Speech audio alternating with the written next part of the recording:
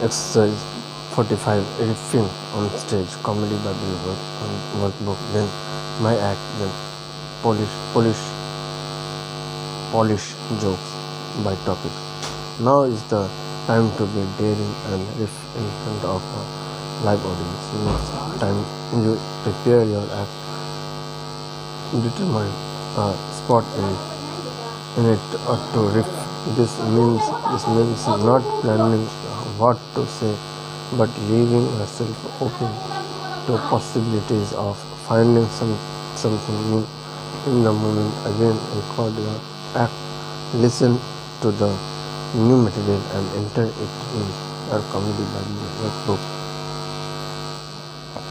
With riffing, sometimes an off-handed comment can turn into a chunk. Look up your original joke and add anything that got a laugh to expand your polished jokes.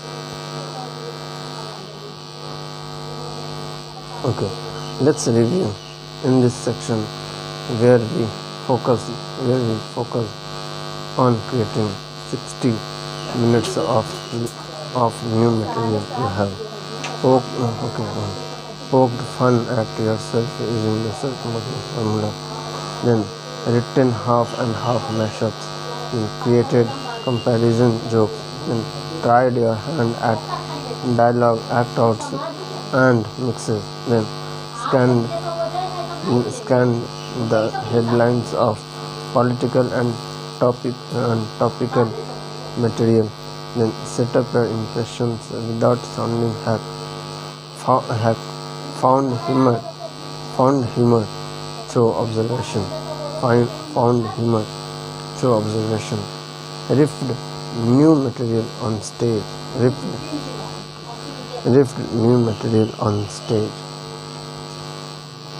Okay, remember that sometimes on paper your material is hilarious but dies on stage, and sometimes an offhanded comment you said on stage is killer. Perform new material for several different audiences to get a sense of what works and what needs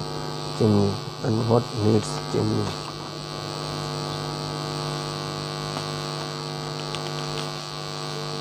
Congratulations, keep writing and keep performing stand-up. For those of you who are speakers or Toastmasters, this next section provides writing prompts specifically designed to add laughs to your speeches and stories. Part 5. Writing prompts to add humor to your presentation without being a comedian. In the past few years, I have written comedy materials for physicians, CEOs, politicians, and other unfunny professionals. Why? Because when they speak, they want their audiences to stay awake. If you are a speaker or a Toastmaster, it is not a suggestion to add humor to your speeches and stories. It is mandatory.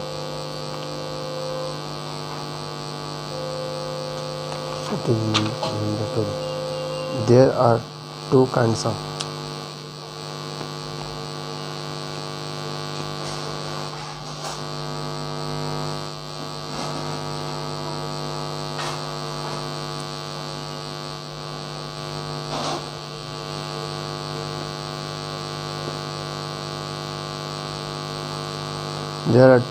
speakers, funny and unemployed.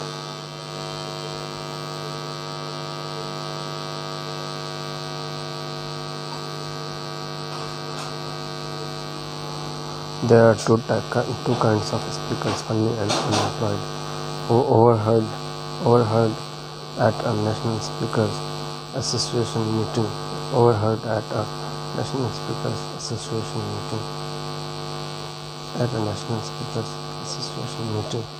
There are two kinds of speakers, funny and unemployed. The next 4 exercises show you how to add humor to any topic, no matter how serious or depressing it is. The following is an excerpt from my book, The Message of You. Okay, the following is an excerpt from my book, The Message of You. Turned our life story into a money-making speaking career. There is nothing funny about this topic. Genocide in Darfur. Genocide in Darfur. Darfur.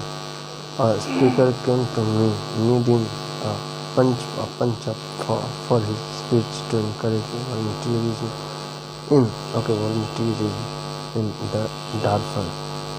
The purpose of his speech was to recruit volunteers, but when he spoke, it was so depressing that people walked out instead of signing up. But when he spoke, it was so depressing that people walked out instead of signing up. It all changed when I added humor to his talk. It's hard asking people to volunteer. It's like, hey, do you want to work long hours? Hey, do you want to work long hours? Not get paid and get depressed.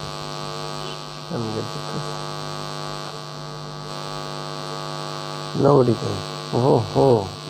Where do I sign up? Nobody's going. Where do I sign up? He got a laugh and ended up with volunteers. Okay.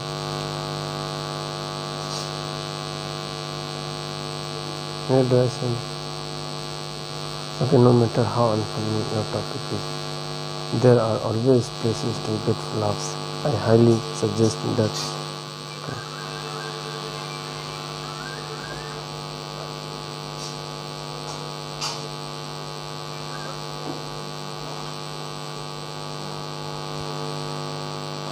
Laughs. Where you find laughs in your speech, a story might surprise you.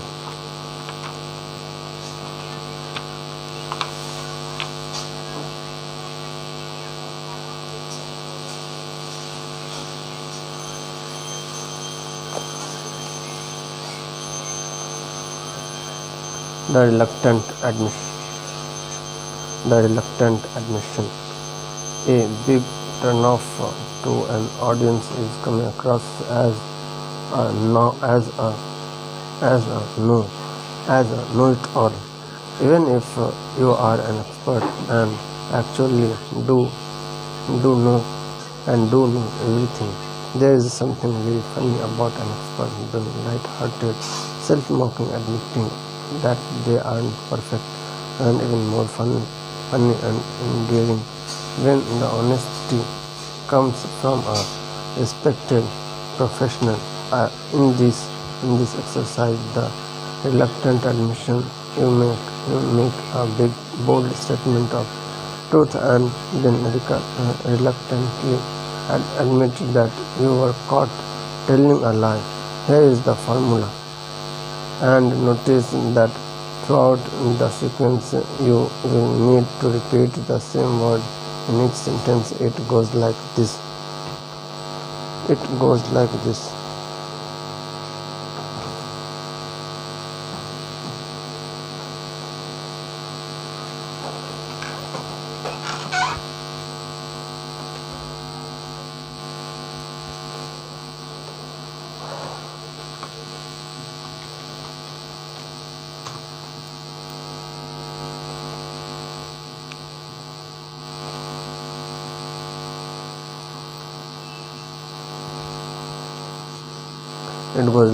I 1. Lie with confidence and conviction. I really have a high degree of education, so you can trust me with the advice. 2. Admit I really have a high degree of education, so you can trust me. You can trust my advice. 2. Admit to the lie with hesitation. Well, it isn't exactly a high degree like a master's. 3. Admit to the lie with embarrassment. 3. Admit to the lie with embarrassment and tell the truth. Well, actually, I'm a master at getting high. 4. Say the tag loudly like anyway or moving on or moving on. Repeated word is high. Repeated word is high.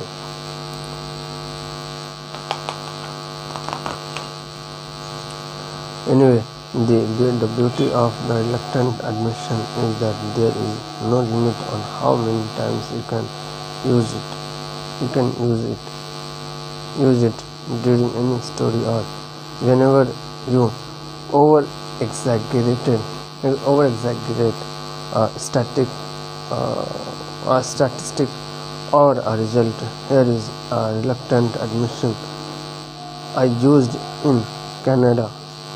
Around the time Trump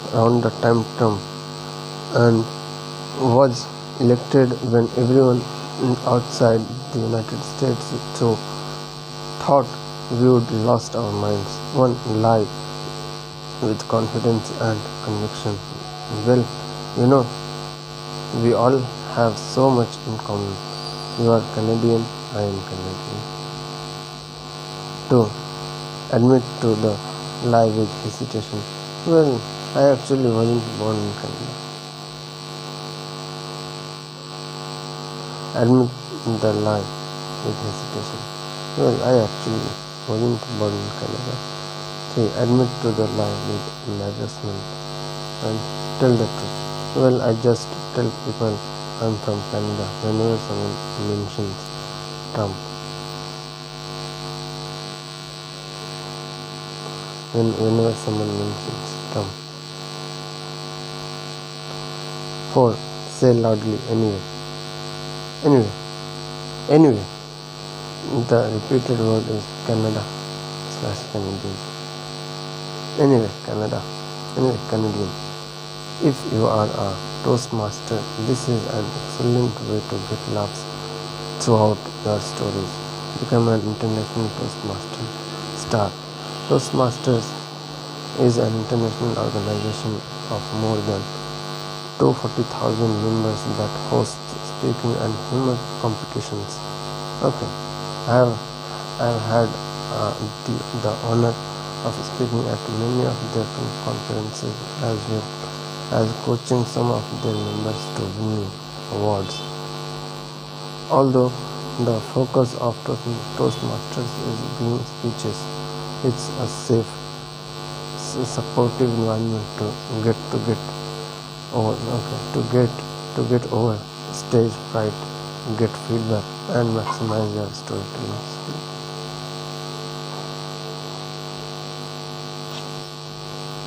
The most important element of this technique is the delivery. You must state.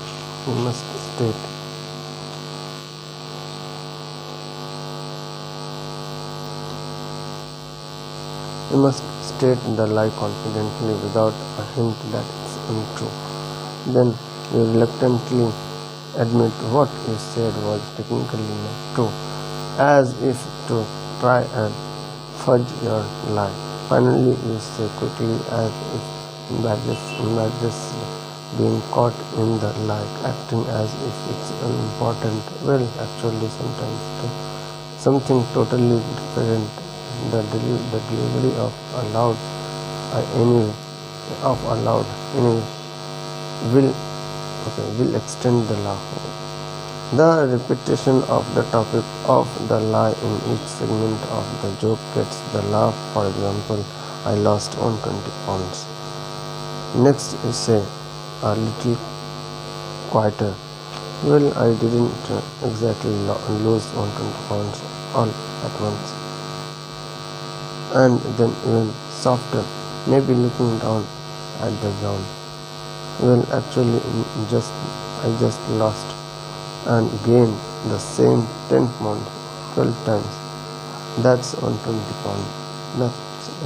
pounds. Anyway, the reluctant admission technique is natural for speakers delivering serious content because the audience isn't expecting it. The laugh re-engages them as you get right back into the serious material material. It also works well for telling a story. Let's try writing some reluctant admissions. Exercise 46. Reluctant admission. Comedy Bible workbook. Then exercise 46. My reluctant admissions. Does my reluctant admission have to be embarrassing? Embarrassing? Not necessarily.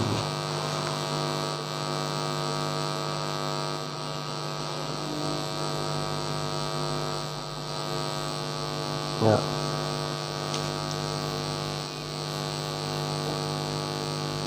Not necessarily. What real world thing about yourself can be turned into a reluctant admission? Okay. Job, but please look through your topics, subtopics and microtopics in exercises 7 and 8 and pick five characteristics you can exaggerate and turn into a reluctant admission. Okay, at least two versions of the reluctant admission method for each of those five characteristics. When finished, move your best material from your exercise folder into your jokes in progress by topic and the winners to your My Act folder. Remember, delivery is key in creating the joke. Use higher volume levels for the lie and lower for the truth.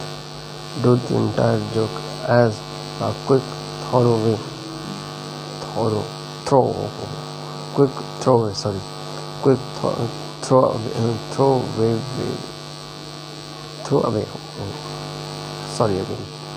Throw away in the middle of a story. Done. Good. Now read on to learn about terminology twists. The terminology twist joke method is great for stand-up comedy and speakers who want to create custom jokes for a corporate audience. In a terminology twist, you name a term. You name a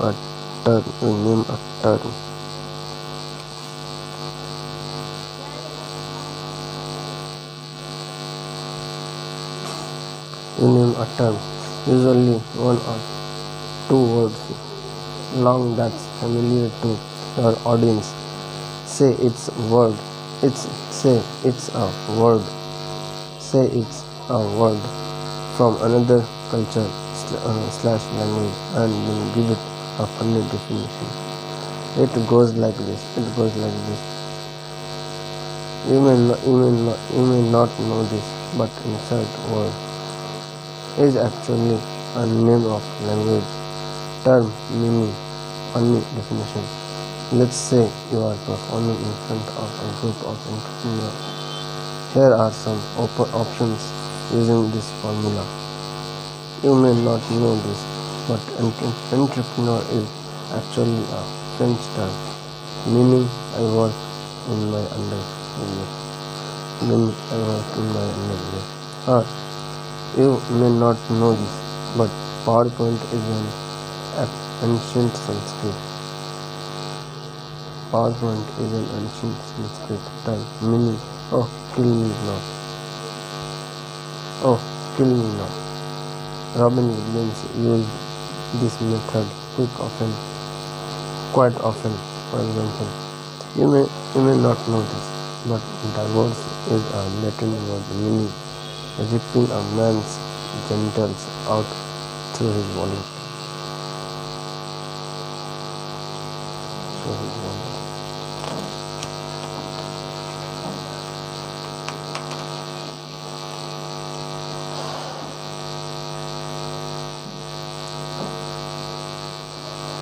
Okay, now let's twist some of your own terminology. Exercise 47. Terminology twist.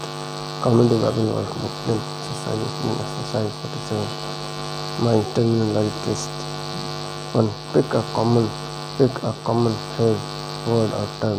If you are working a comedy club, the term can include any words from your current occupation ethnic background, heritage, relationship status, hobbies, and interests. Oh, if you are performing in front of a corporate audience, name one or more of these.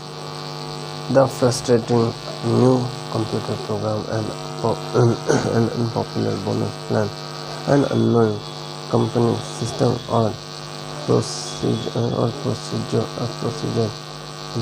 recurring meetings, training and conferencing, training and conferencing, training and conferencing. Okay. Words and phrases delivering the most laughs are things a lot of attendees are frustrated with or complaining about. To next claim that this term has a different meaning in a foreign language. So pick a language: Latin, Yiddish, Farsi, ancient Egyptian, your native tongue, etc.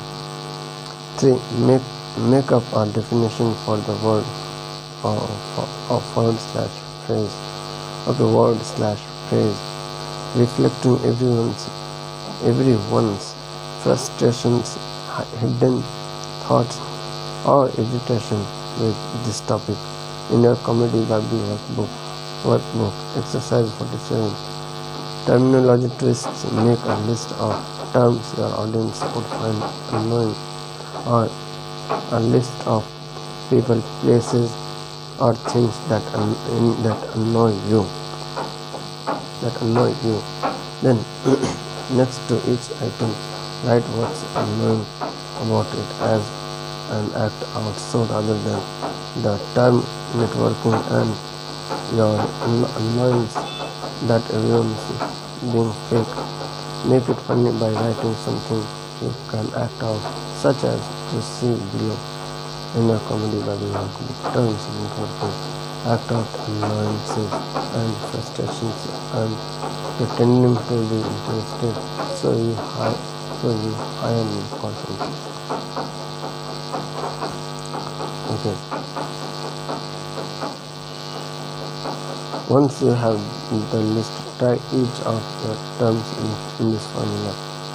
You may not know this, but insert term is actually insert language. Insert term. This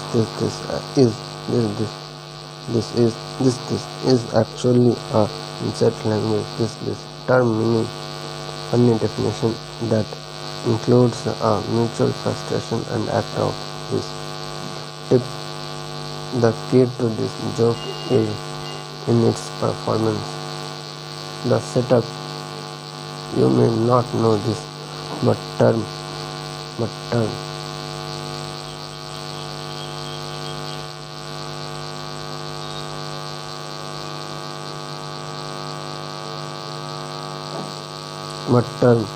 is a Latin word meaning is short and delivered. Deep, deadpan serious. The payoff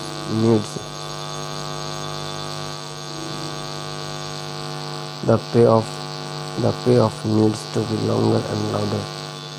You can also punch your hands out to the audience as if to say, am I right to get an extra laugh? Am I right to get an extra laugh? Losing track of your jokes. Is your homemade workbook a mess? Why not download the Comedy Bible workbook?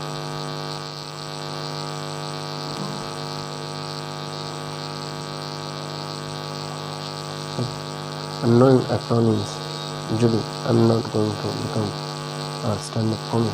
I just need to get laughs as a speaker. How do I do that?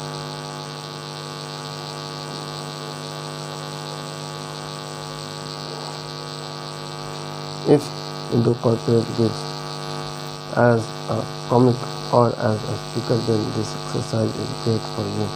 All corporations have excessive acronyms, as these acronyms create another constructive method for adding material. The annoying acronym joke goes like this. You may not know this, but insert acronym. But this actually stands for insert your funny acronym. Actually stands for this. Yes, comic brandy. Dennis uses this method in a joke about airport security. TSA is stupid. TSA is stupid. They have the most useless job ever. People bring in weapons and kill people. You think that TSA is taking their guns? No, but you know what they are taking? Your water, your lotion, your perfume, your preparation, whatever is going on in your life. That's why I think TSA stands for throw shit away. Throw shit away. That's all they do.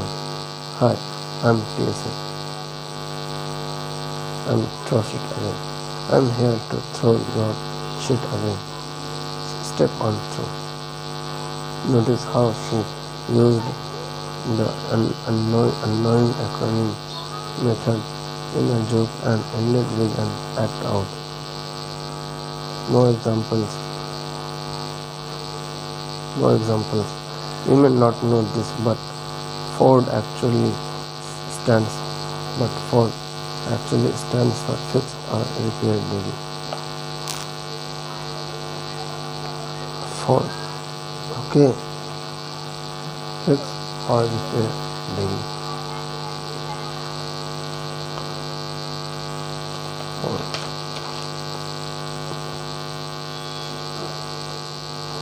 You may not know this, but math actually stands for mental abuse to humans.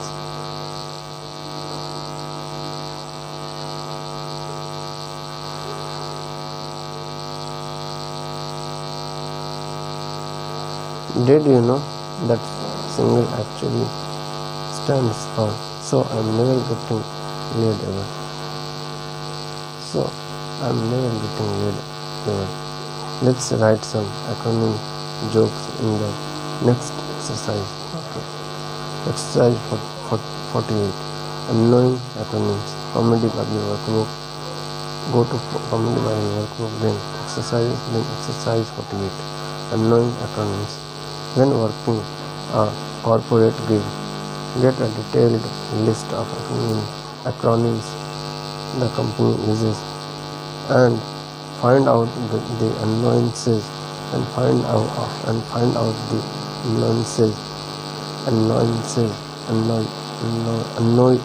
annoyances related to their office's daily grind, or make a list of acronyms that personally annoy you, such as sports teams, associations, government agencies, schools, cities, countries, and organizations you feel serves no purpose. Now describe the annoyance matching the letters in the acronym. Complete the table in your Comedy Bobby workbook with at least 5 acronyms for existing entities and their new meanings. Acronyms. Annoyances starting with same letters. Annoyances starting with the same letters. Put your material into this joke structure. Did you know that insert acronym actually stands for insert annoyance? Did you know that insert acronym actually stands for insert annoyance with same letters? Annoyance with same letters. Annoyance. If you are a speaker or storyteller, it will be scary taking a risk to get a laugh. But once you do it, you'll be hooked as there is nothing better than having an entire audience laugh. Try it, you'll like it. Part 6.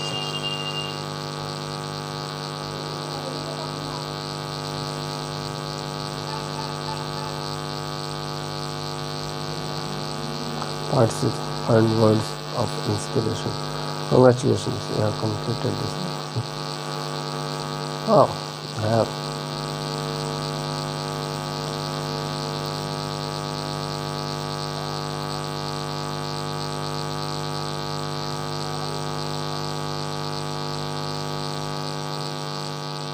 Yes.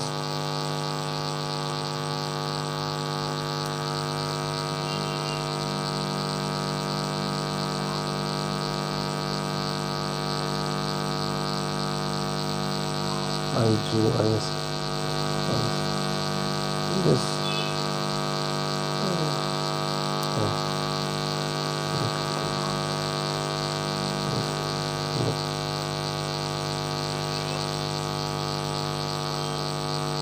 By 4:20, 26.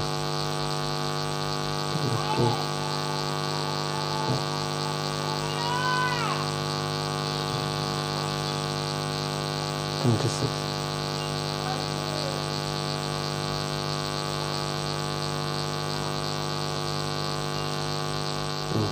Yes, part 6. Final words of inspiration. Congratulations, you have completed this book. You are about to hear something you might consider strange. Now that you have learned and applied all the rules of stand-up, it's time to break them. Break them. Take chances on stage. Be daring. Take the training wheels off. Because becoming a star is learning your craft. Okay. Because becoming a star is learning your craft. Then taking this go outside the book. That things you are doing. Ride your passion. Be in the moment. Be present. You have learned the rules. Not breaking.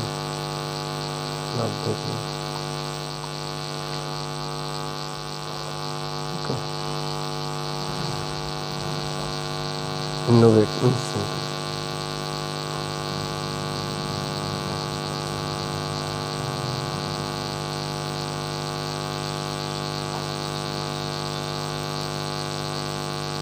Innovate.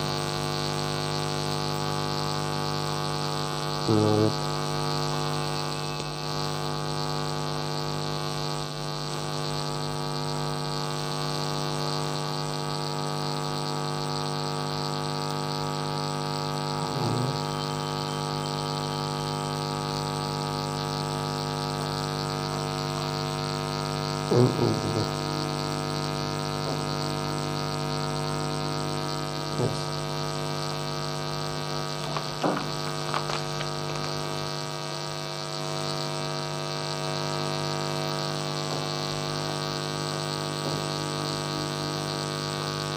Remember your comedy vision.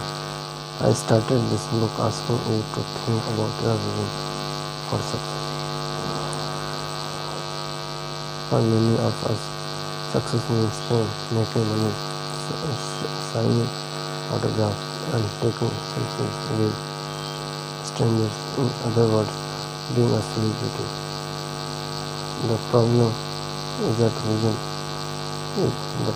delays the celebration of success can distant future. That type of vision can and will add to feelings if not being good enough in the here or not. In my 20s and 30s, I was by every standard successful. I would quit my job as a high school teacher to do comedy full time, and I was making a good living. Booked 46 weeks.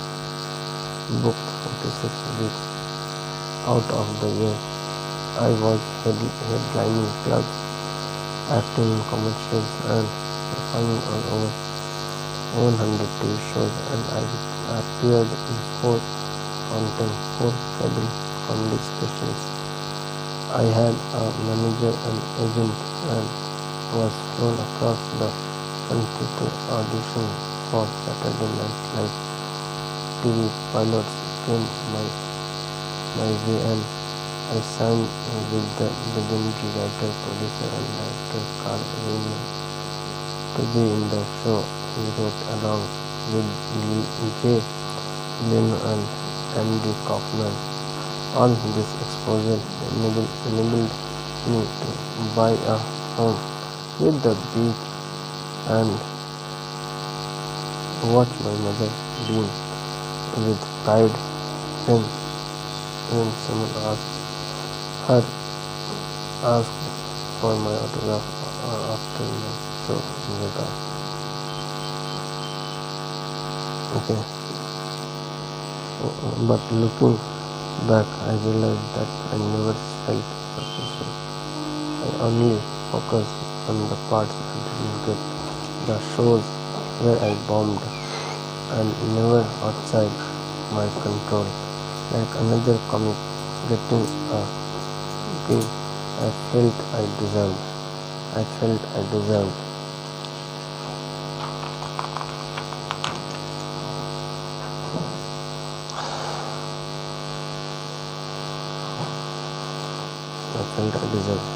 After my mother died during an especially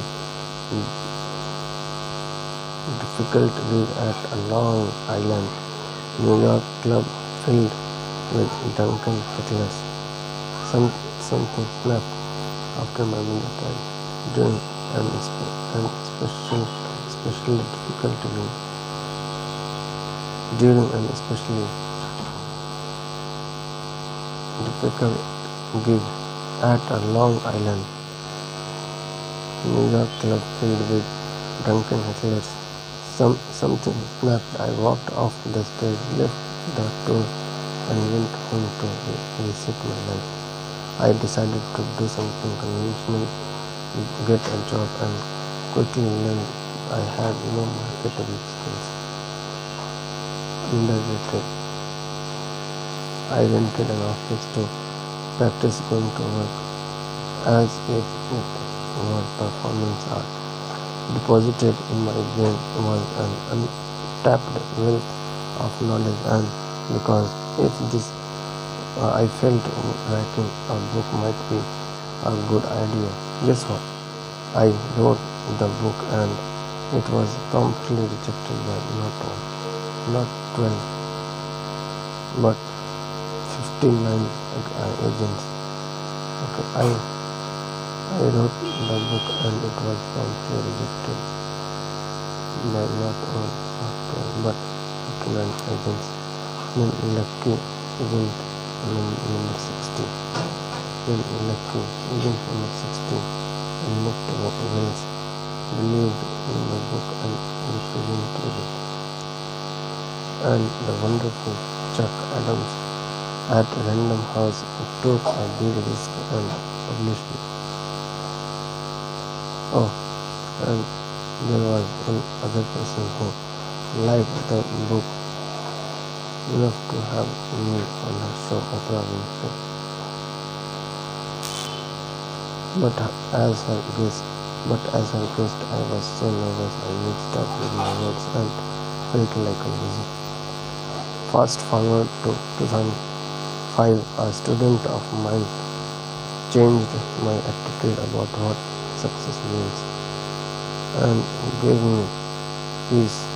You see, the book I would written led to performing at corporate events and starting my own business, teaching stand-up classes. One day I had a class full of students, and they were figuring out their authentic topic. I'm divorced, I'm fat, who out of the blue, a fairy looking older and well. I have answered. I hesitated before speaking, then told her that might not be a good topic for laughs. She stood up and said, Judy, this illness has taken away my health and so much more. I'll be damned. I'll be damned. I'll be damned if it's going to take away my sense of humor. So we began writing jokes about her illness.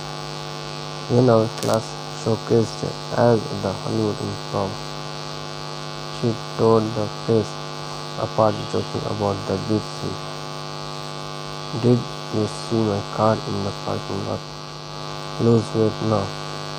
Ask me how. While in remission, she wrote a book called Healing with Humor. That was the first time in my life I truly felt successful because I realized that my success and also my purpose in life is determined by my impact on the lives of others.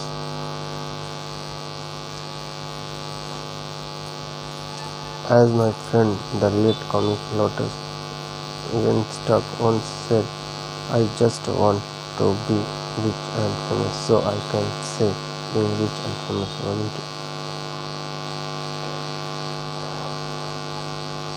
As future time when you will have made it doesn't exist. As of future times when you will have made it doesn't exist. There will never be laurels or to rest on, and no brass rings to that. Also yourself this question, what would it take to feel? What would it take to feel successful today? Well, for one, you have just finished a very difficult book. Do you feel that success, or are you thinking, well, I skipped a lot of exercises, and I skipped a lot of exercises and didn't get a comedy buddy. I didn't get that week. My advice, look at what you did do. Celebrate finding that turn, writing that joke, getting that one laugh, rather than focusing on two people in the audience who didn't laugh. Appreciate the people who did, looking at what you didn't do, and the missed opportunity is a trap door opening to the evil twins of depression and anxiety.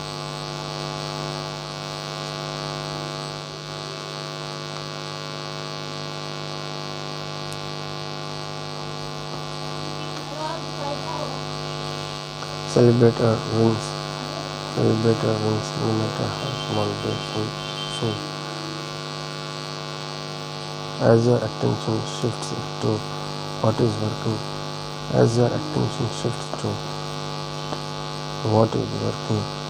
and how your work is impacting and working, and how your work is impacting others, and how your work is impacting. As your attention shifts to what is working and how your work is impacting others, you will feel more and more successful, and that will create more success. That's my promise to you.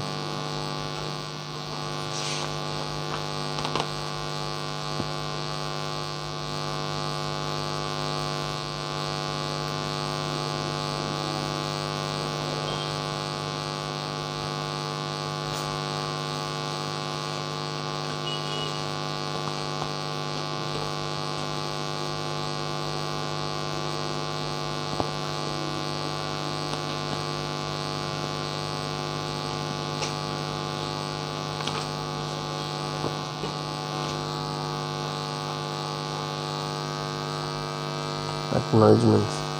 Okay, I'll admit to you, I'm a procrastinator. I thought I could knock this book out in a few months. Cut to cut to 2 years later. Writing a book such as this is nothing that anyone can do alone. The brilliant writer and still producer S.J. started things off. S.J. Hodges started things off by giving me amazing ideas and editing the first part of the book. I will always appreciate your contribution to my life. I write garbage, give it to you, and you send it back with me saying, that is that is what I wanted to say, but better.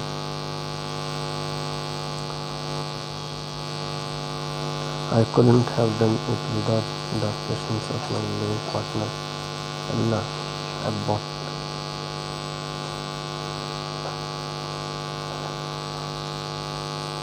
Without the patience of my living partner, couldn't have done it. Thank you for listening to me read my book. Thank you for listening to me read my book out loud and telling when something was boring. You made this book better and you make me better. Okay. Laura Pellegrin, my BFF and my editor. I can't tell you how grateful I am to have you in my life. Thank you for the enormous amount of editing you did on these pages. For a market researcher, you are one funny lady. Thank you for picking up all my desperate calls throughout this whole process.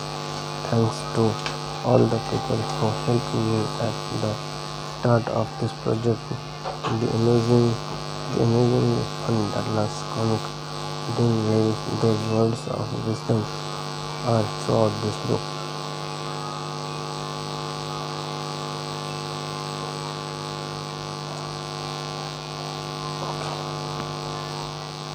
Thanks so much to the talented David Kessler who stopped being my editor to sell a screenplay with Johnny Depp. Good move, Kessler.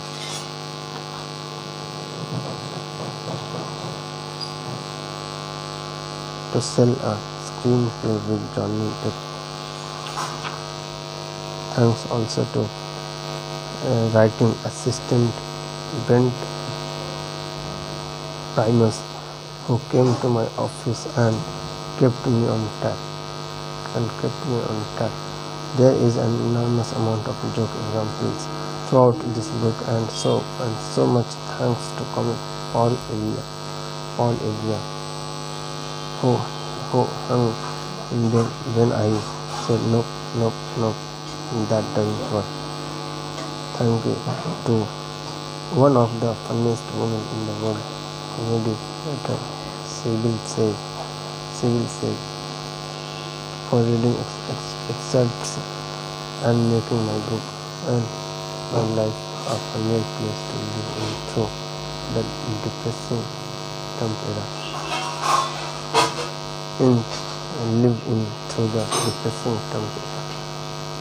And much appreciation to Erin Claremont for her editing this book.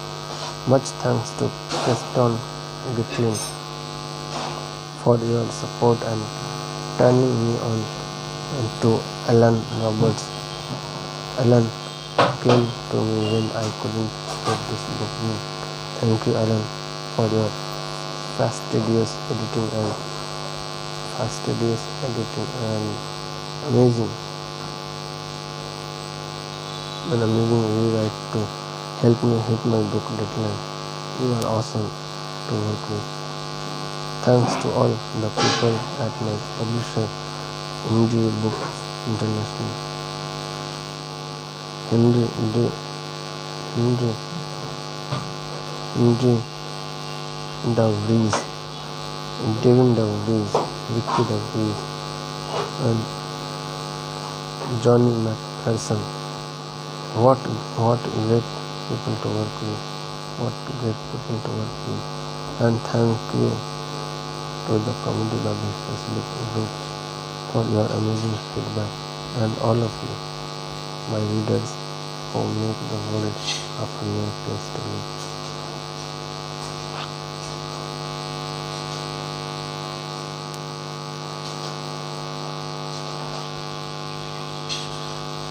Yoo-hoo.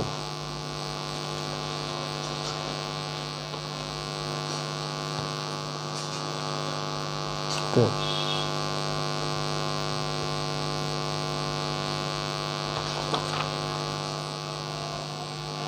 Printed at Electro India Limited.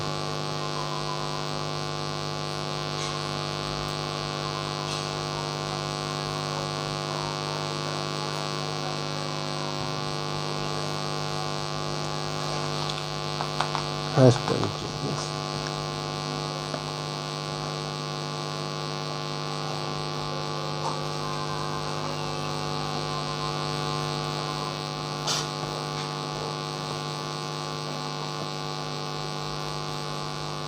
That's great, man. If you like Judy's book, The Comedy Bubble 2001, okay, which love the careers of Seth Rogen, Hannah Gadsby, which launched the careers of Seth Rogen, Hannah Gadsby, Maz Jabroni, and Sherry Shepherd. Then this book is for you. The New Comedy Bible 48 wins.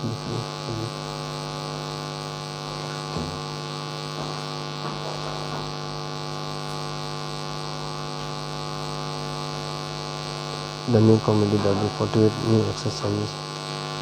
Create 48 new exercises.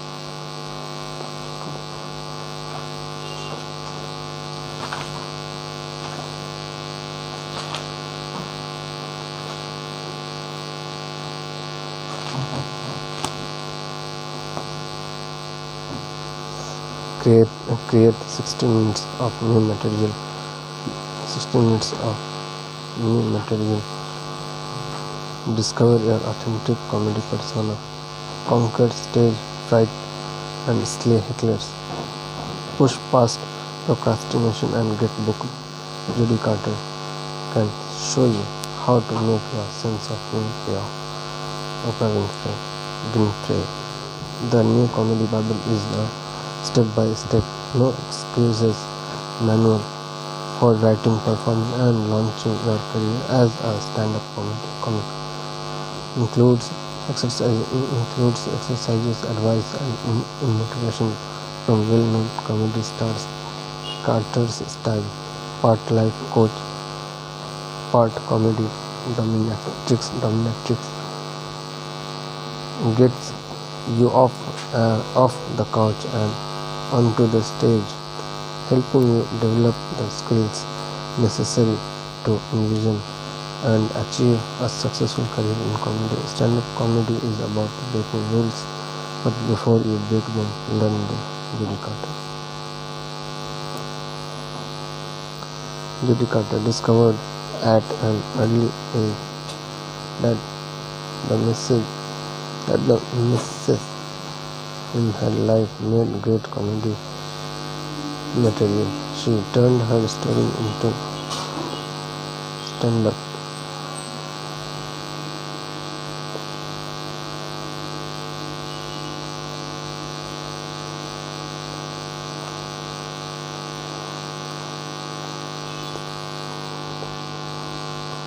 Okay.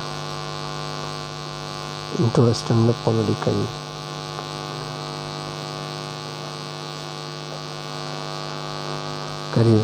Performing on over 100 TV shows and touring with Jerry Seinfeld, Prince, and others. Her first publication, stand-up comedy. The book, Dell Publishing, was endorsed by Oprah Winfrey, and her students are now headlining clubs across the country, starring in network comedy specials, sitcoms, getting developments, getting getting development deals, and appearing in movies. A highly sought after writer, speaker, and teacher, she has been featured in the Wall Street Journal, the New York Times, and on NPR's All Things Considered. Judy lives in Venice Beach, California. Judy Carter.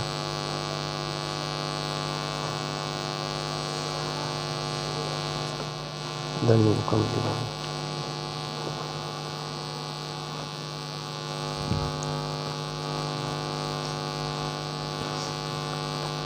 Okay.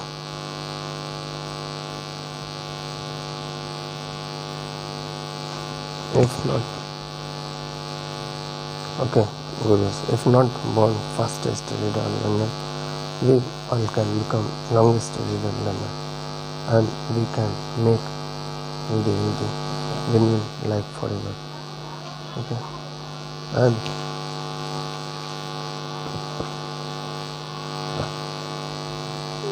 then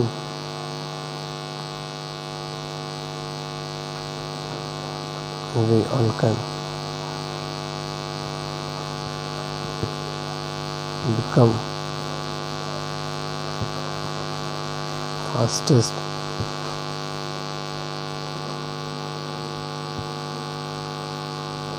reader and learner also.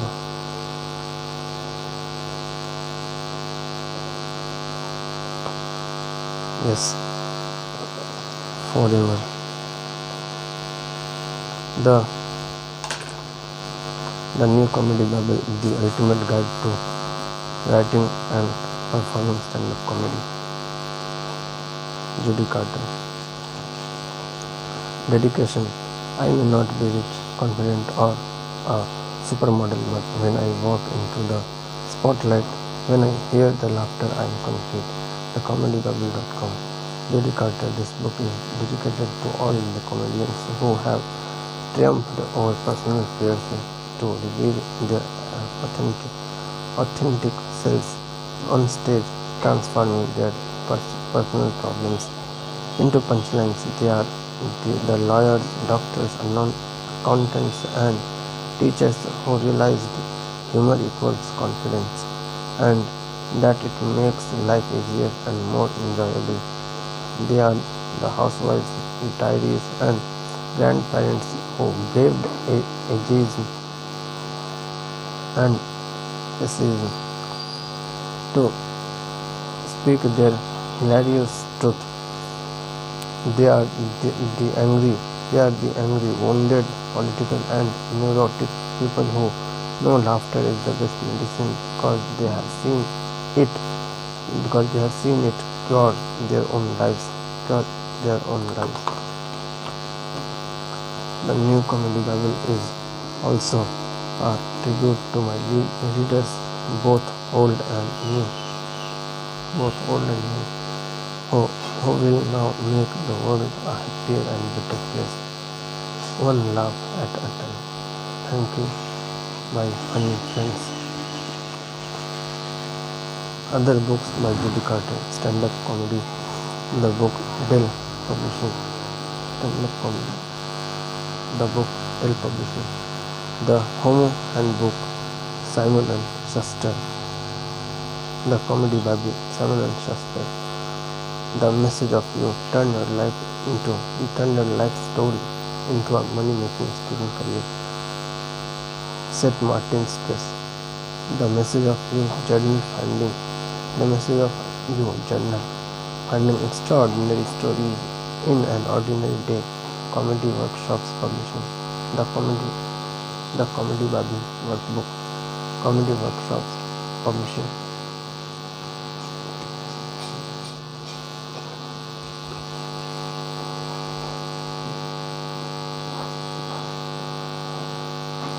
In the beginning, there was the Comedy Bible. There was the Comedy Bible. There was the Comedy Bible, which was published in 2001. The world has changed. Comedy has also changed. So there is the new Comedy Bible, completely new.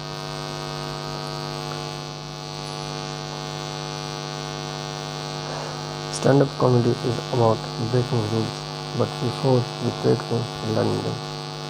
Educate.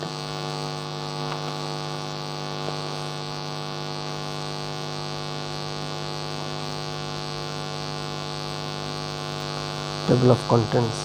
Exercise with Comedy Buddy.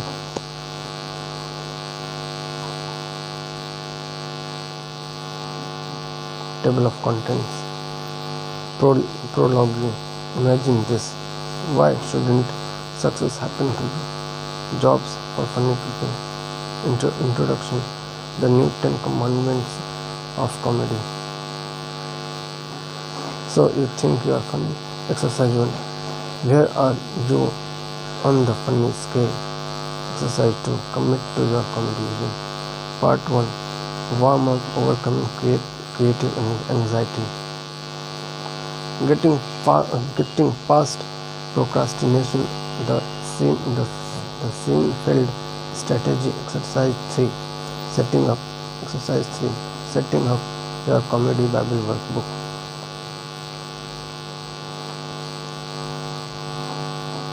Exercise for morning writings. Walking and waking and creating. Get a gig. Stand-up comedy venues. Exercise 5. Getting a gig. 5 tips to conquer stage fright. Exercise 6. From stage fright to savers. Finding your perfect comedy buddy. Exercise 7. Finding your comedy buddy. Part 2. Stand-up comedy workshop. 13 joke writing exercises. Your life is a joke. Finding your authentic topics. Exercise 8. Finding your authentic topics. Exercise 9. Picking your best 3 topics. Exercise 10. Mind mapping your best 3 topics. Exercise 11. Ranting and raving to laugh. Payoffs the act out. Exercise 12. Adding act outs to your jokes. Exercise 13. Organizing your jokes in progress. Making your act outs come alive with space work.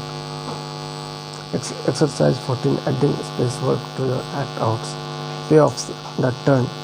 Exercise 15. Turn a joke with a list of 3.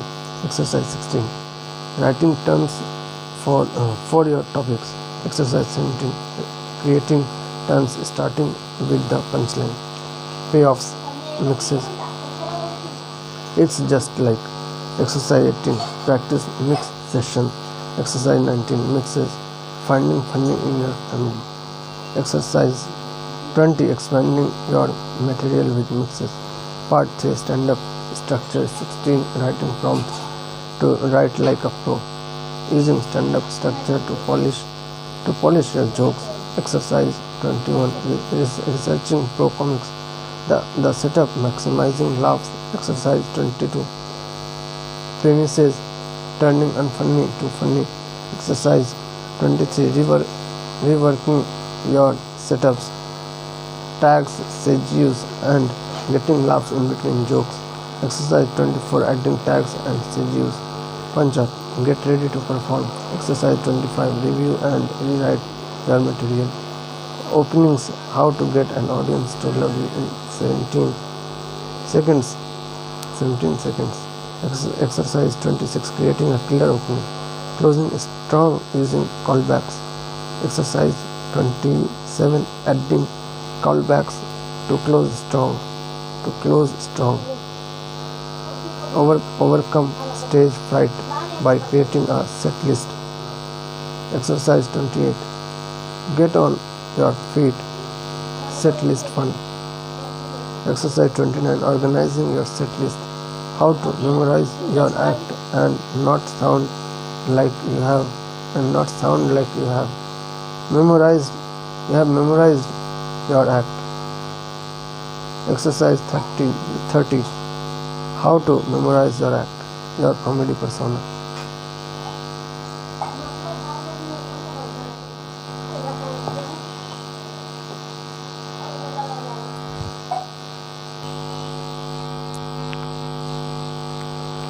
Dressing for your persona. Escapism in comedy. Okay. Exercise 31. Exploring your comedy persona. Performing stand-up essential pro tips. Crowd work.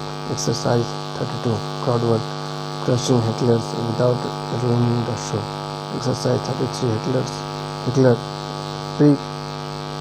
preparedness. Final performance tips. Comedy timing.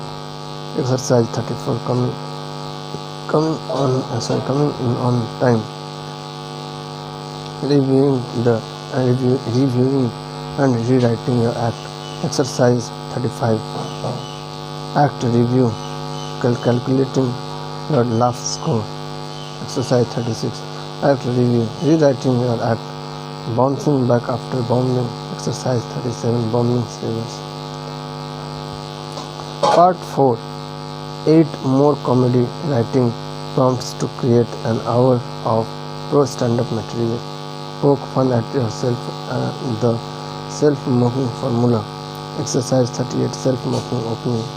Half and half mashups. Exercise 39. Half and half mashups. Comparison jokes. Exercise 40. Comparison jokes. Dialogue jokes. Exercise 41. Create a dialogue joke. Political comedy and current events. Exercise 42. Creating political and current event jokes. Doing impressions without sounding hack. Exercise 43.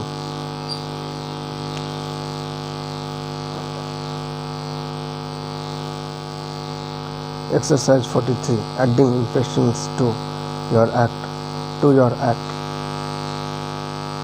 Observational humor. What's the deal? Exercise 44. Creating observational jokes. Riffing new material on stage.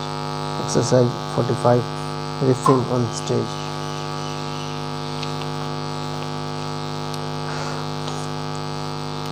Part 5. Writing prompts to add humor to your presentations without being a comedian. The reluctant admission. Exercise 46. Reluctant admission. Terminology twists. Exercise 47. Terminology twists. Annoying acronyms. Exercise 48. Annoying acronyms.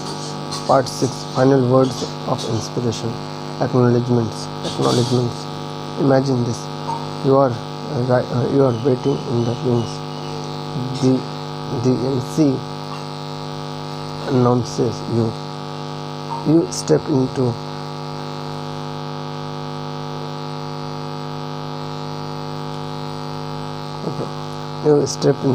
the spotlight and feel everyone's eyes on you. You do your opening joke. Crickets. Are you bombing? Is the mic on?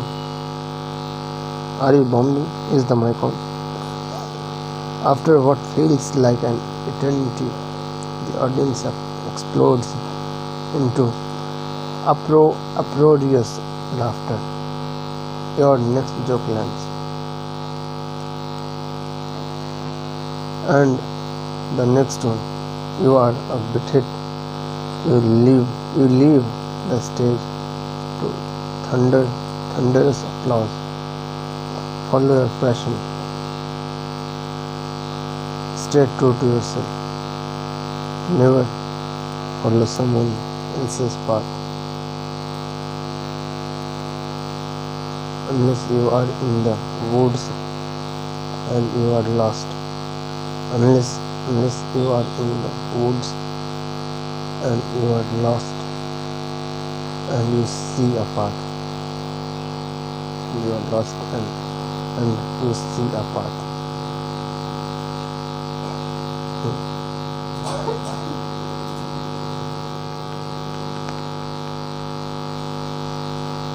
Wow. Then by all means you should follow that.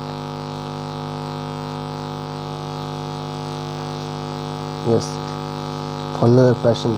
Stay true to yourself. Never follow someone else's passion, else's path. Then by all means you should follow that.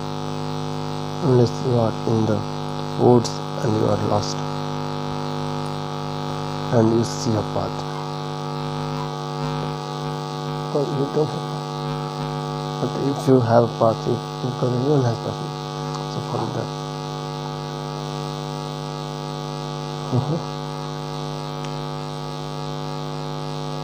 Wow.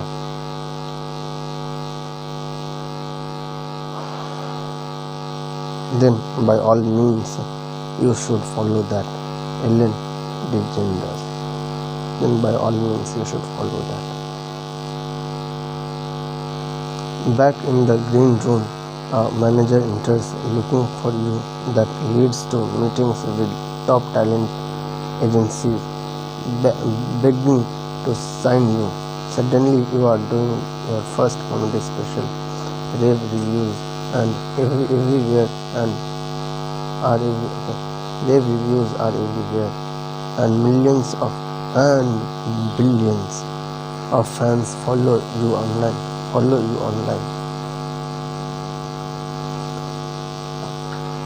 You go on tour, playing to sold out 1,500 seat in 1,500 seat theaters.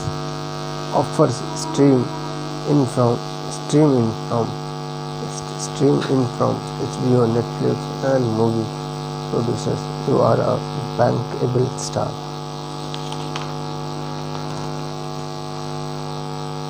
Okay. Why shouldn't success happen to you? Do you feel it's possible to have a successful comedy career? Or are you hearing your mother say, forget your dreams and go to law school? Are you being undermined by voices that say, I'm not funny enough, I'm too old, I'm too fat, I have too many responsibilities to do this.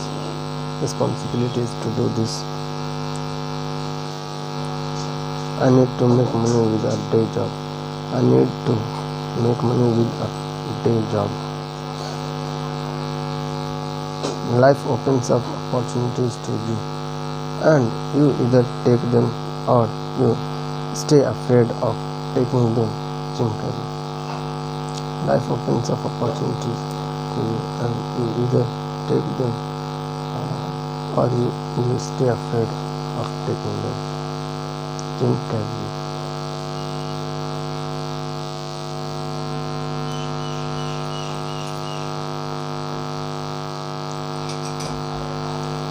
Students in my comedy workshops had experienced all these fears, but they worked hard, followed my coaching and are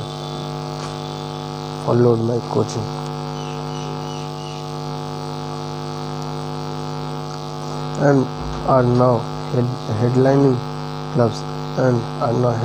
clubs across the country, starring in interval comedy specials, sitcoms, getting development deals, and appearing in movies. The material in this book helps shake off those doubts, which are normal.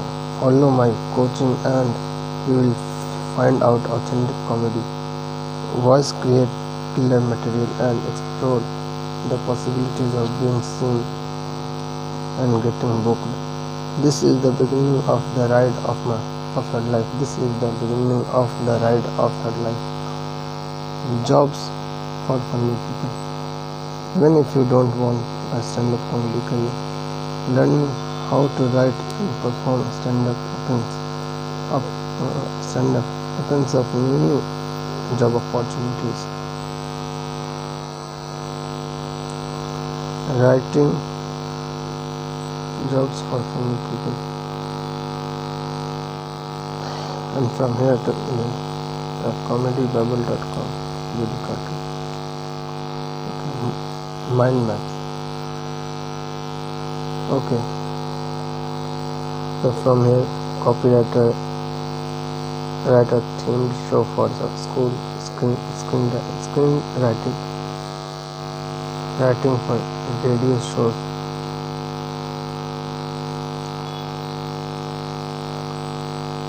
ghost writing, special speech writer,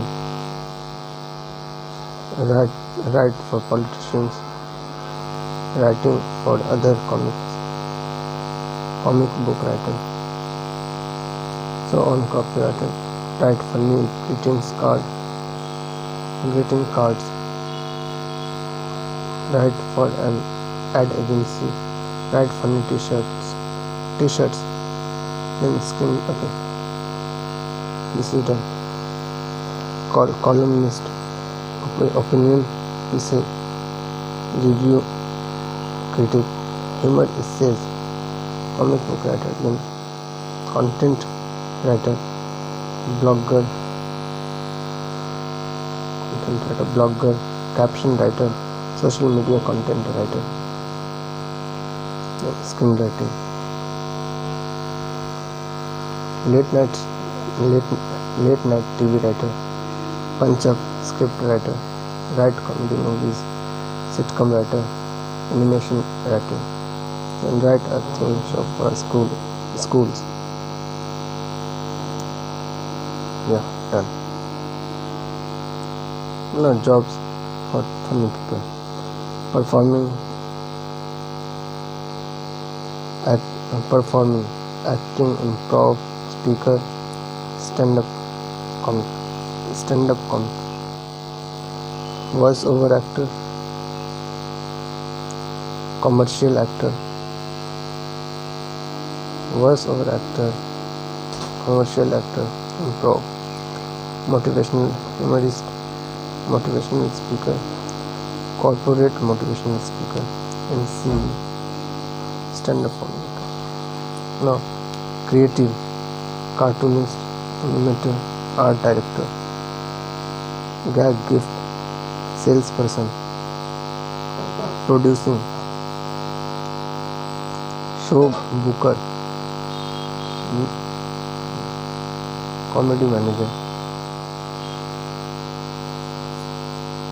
media, TV show producer, podcast producer, okay, commercial producer, web series producer, alright, social media, content creator, Twitter parody account, influencer, Instagram influencer, Twitter influencer, YouTube personality, vlogger, podcaster.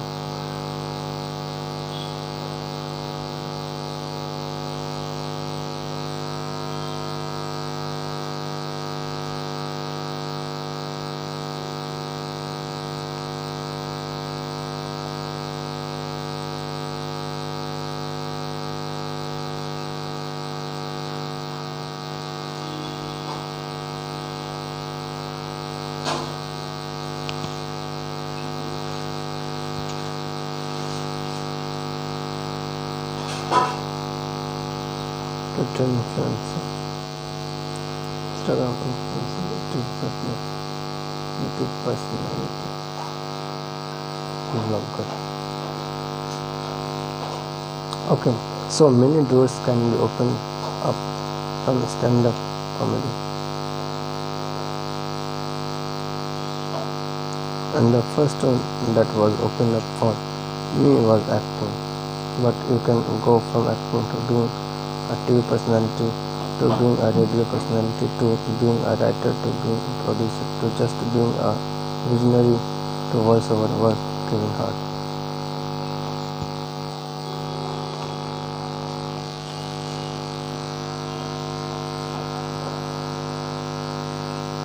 Introduction. The New Ten Commandments of Comedy.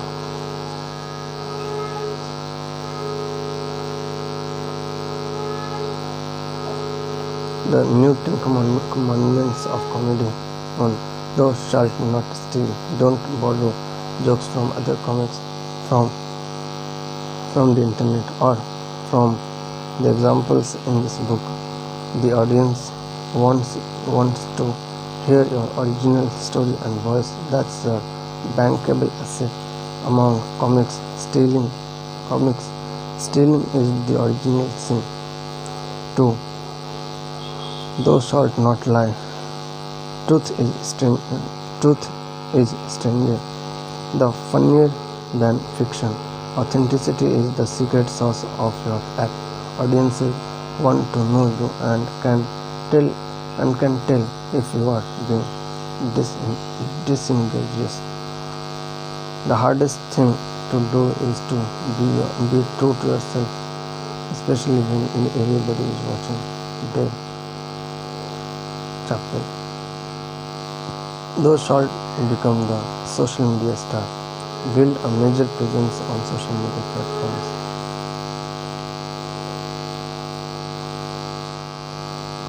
Post or upload videos and connect with your followers every day.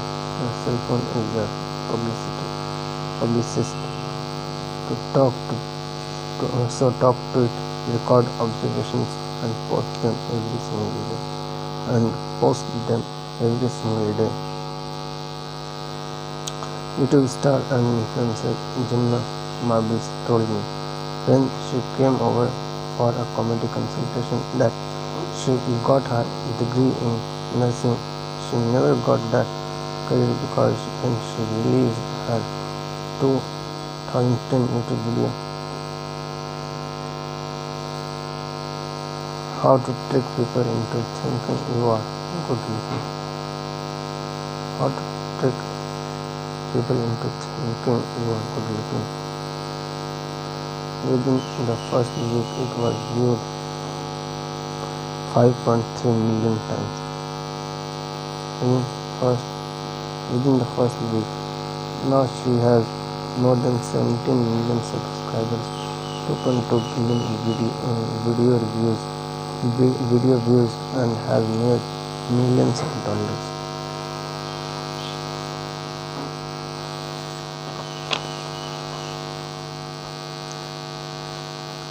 Four. Thou shalt pay your dues. Stage time has no substitute. When you fail, get back on stage and try again. Keep what works and lose or rewrite what doesn't. The recipe for success is bomb. Try again, try again, try again, try again. Which is a try again. Repeat, don't give up. 5. Thou shalt network at every open mic night. Be friendly to the MC, host. Okay, MC means host. Okay, stay and watch the other comics and thank the club owner. You need them as much as you need fans. You need them as much as you need fans. If not more, one of these people may become a player in the industry and hire the people they like no joke. Many New York comics wish they had been nicer to that bartender at the Improv who went on to run HBO. Networking is essential to your long-term success. 6. Thou shalt bash the powerful. Comedy has always poked fun at the rich and powerful, holding them accountable. It's called punching up. On the flip side, bashing those you perceived as less fortunate based on religion, race, and sexual orientation isn't smart. Don't use your comedy to oppress others. 7. Thou shalt never use age as an excuse. You are never too young or too old to be funny. The late great American comic Rodney Dangerfield got his big break when he was 44. Lewis Black was 48 with his appearances on The Daily Show with Jon Stewart turned him into a household name at the tender age of 60. My former student Vicky Barbolak got a standing ovation after her audition for America's Got Talent. Lori Mae Hernandez performed on America's Got Talent at the age of 13 and made the judges' cut, later performing at LA's Dolby Theatre. At any age, if you are funny, there is an audience for you. It's weird that people want me to babysit. I'm not a high school graduate. I haven't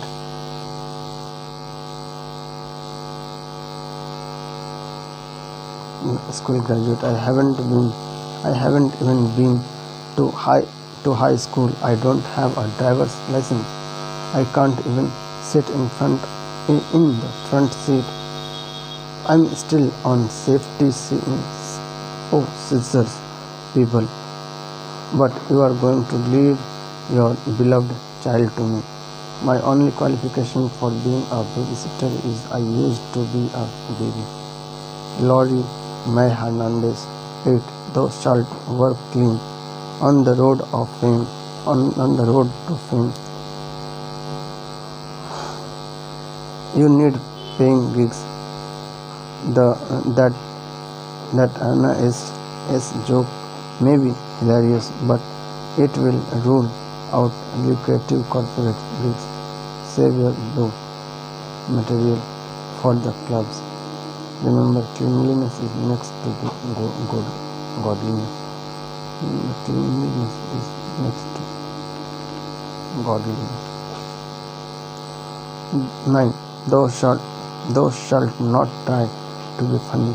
Trying too hard to get laughs on a stage is equivalent to trying too hard to get love on a date. Either way, you'll end up rejected.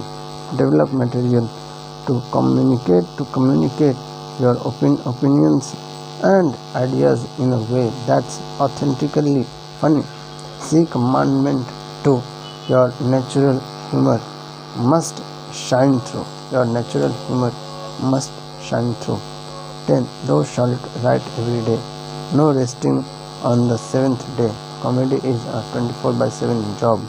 Your funny bone is not so much a bone as a muscle. Use it or lose it. Write every day. Do all the exercises in this book and work with your comedy buddy regularly. Do the heavy lifting so when opportunity knocks, you will be ready.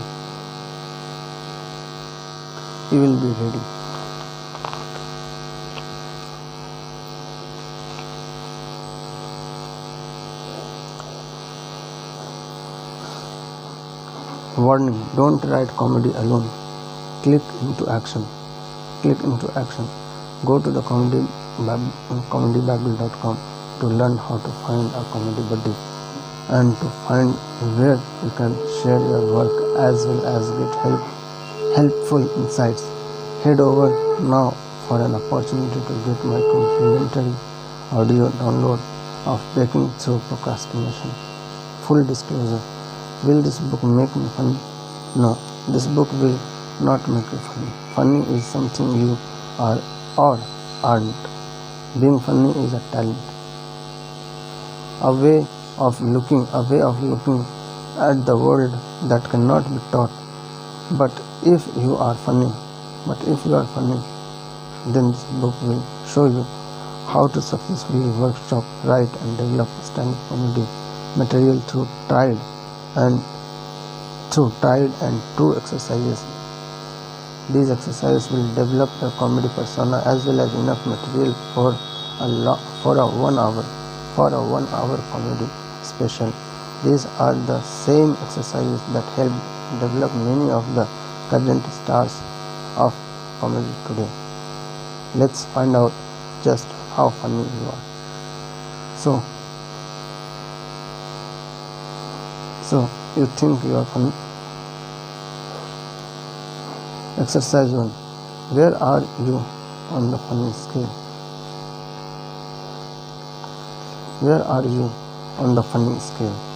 This funny scale preliminary test identifies your strengths and weaknesses, bringing awareness to the joke writing process. 1. List of 3 punchlines turns. Write a punchline to this setup. 3 things will survive a nuclear bomb, venereal disease, cockroaches, and list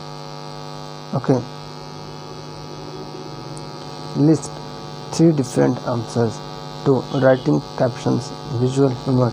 Write 2 funny captions for this picture. Alan Roberts. Copyrighted Alan Roberts.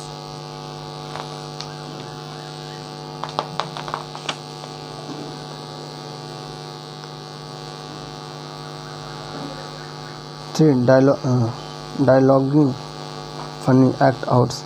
Your mom says you are going out in life. Write 2 witty responses. 4. Stand-up mixes. Finish this setup. I'm ink, pen and life is because list 5 examples. 5 self-mocking contrary thinking. I'm chubby, but there are some advantages to being overweight. List 3 funny advantages to being overweight. 6. Acronym jokes. One-liners. KFC, CPA and VIP actually stand for. Write out funny definitions for these acronyms. 7. Political humor. Comparison jokes.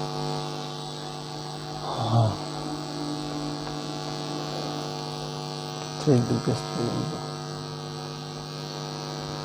Right. Just true.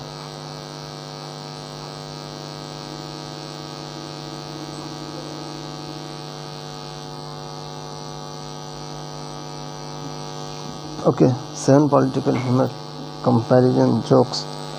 My mother and the leader of our country have something in common. They both. Write 2 funny responses. 8 family jokes. The weird thing about my father is write 2 funny things. 9 religious jokes.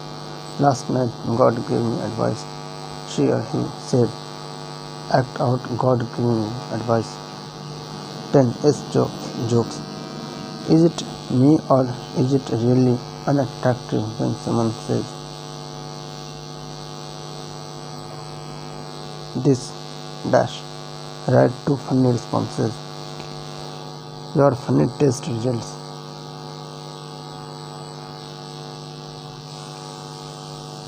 Count up how many jokes responses you wrote. What is that number? 18 and above. You might have what it takes to be a pro. Even if some of your jokes aren't killers,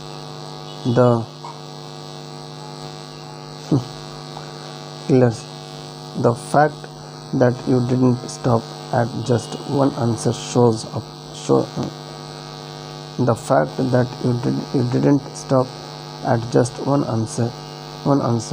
shows your commitment level. Trust me when I say your tenacity, and your will to succeed will take you a long way, and not just in comedy. 10 to 17. The willingness exists, but you are giving up too easy. It often takes 10 tries before anything, even remotely funny, emerges. Maybe you are being too critical and it's blocking you from getting to the funny. Go back and give yourself permission to suck. Pretend you are in the Planet Fitness judgment free zone Planet Fitness judgment free zone, and write without as many bad answers as you can. You will be amazed at what happens. Fewer than 9.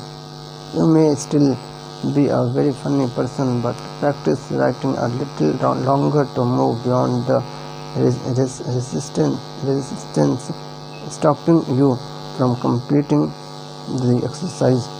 Writing practice is a necessity on the road to success. If you didn't do this test at all and promised yourself you will do it later, congratulations. You have the personality of a true comic. All comics procrastinate. At the saying goes, dying is easy, comedy is hard. That said, do not put this book aside and move on your second choice career. That said, do not put this book aside and move. Yeah, go back and fill in your answers.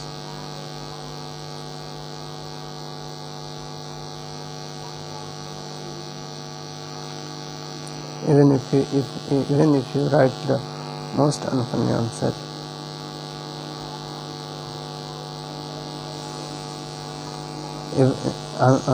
ever.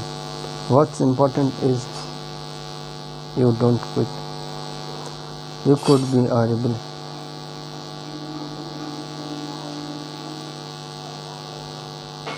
An asymmetrical thinker, a bad student.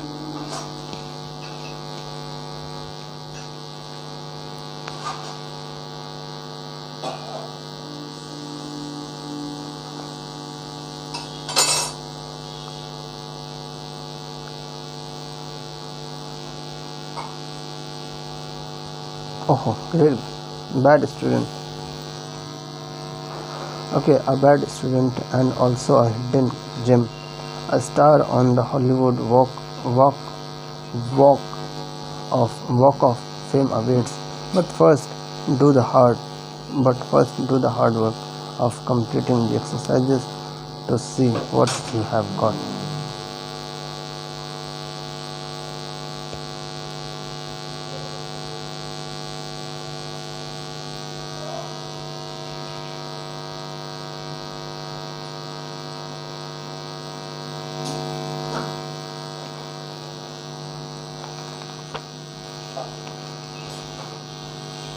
Okay, so I just wrote my first joke.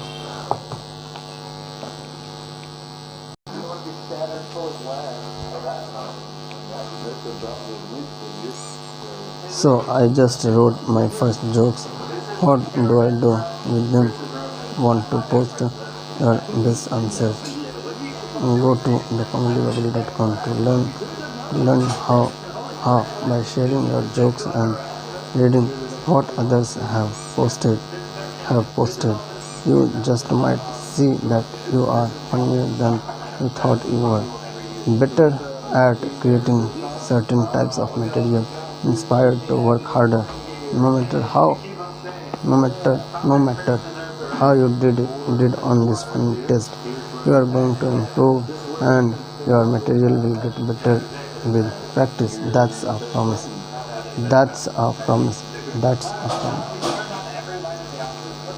The Comedy Bible Workbook. Keep track of the funny stuff. You write the Comedy Bubble workbook, which is available as a download, or for those who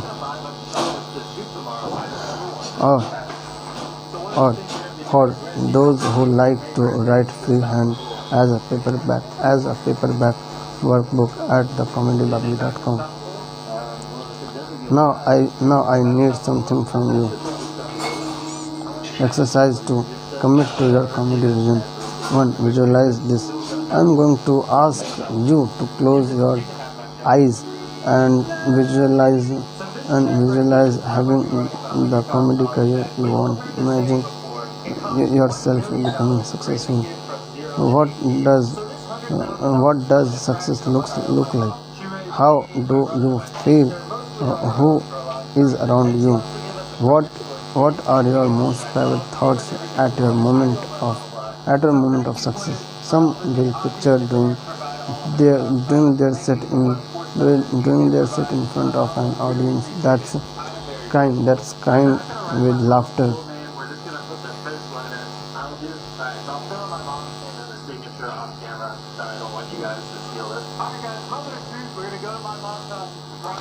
Crying with laughter. Others may see their first paycheck. For many, it's becoming famous. For many, it's becoming famous now.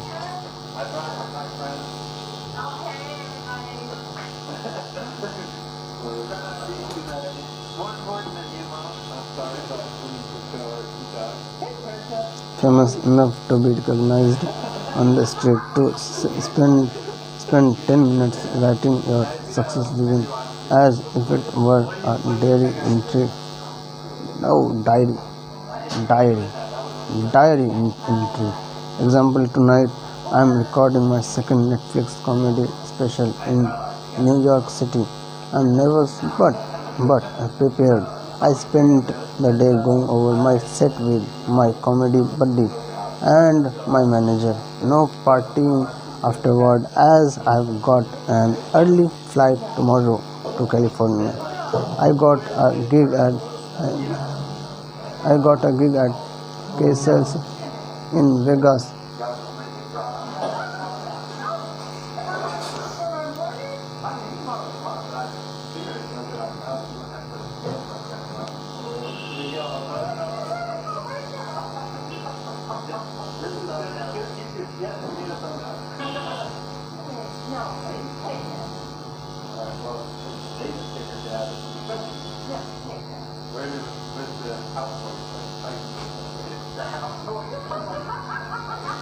I'm living life right now. See, write a goal you will achieve 1 year from now.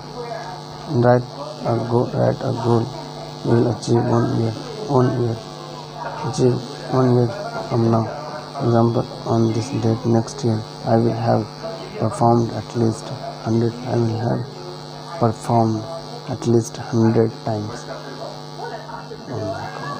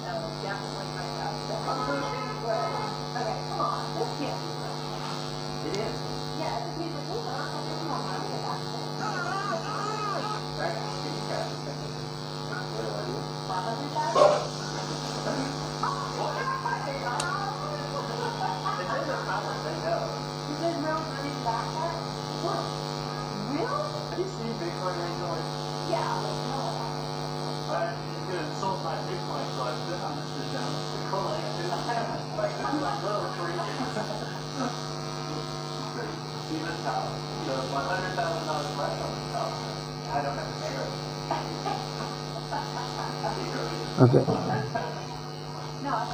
Wow. For write that goal in your calendar 1 year from today. We'll discuss your calendar more in detail in the next chapter. Getting past procrastination. Chapter. Getting past procrastination. Getting past procrastination.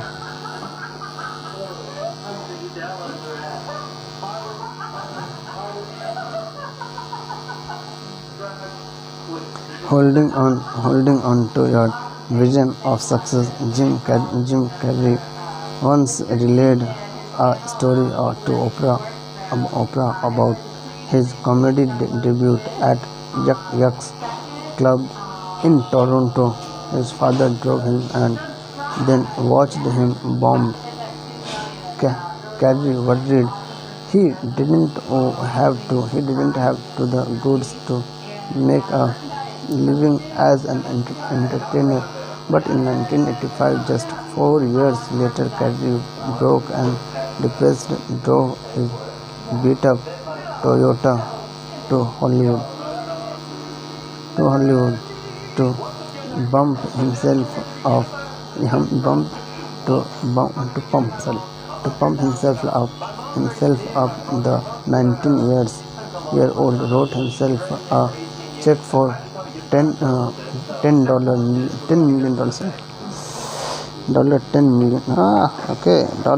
million for acting services rendered. He post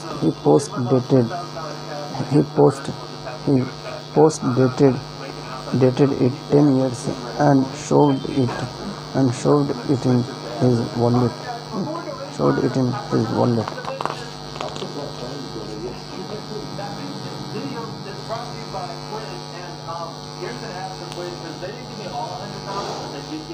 Carrey went on to earn well over $10 million. $10 million for movies like Ace Ventura, Pet Detective, and Dumb and Dumber. When his father passed away in 1994, Carrey told Oprah he slipped the check into his father's casket.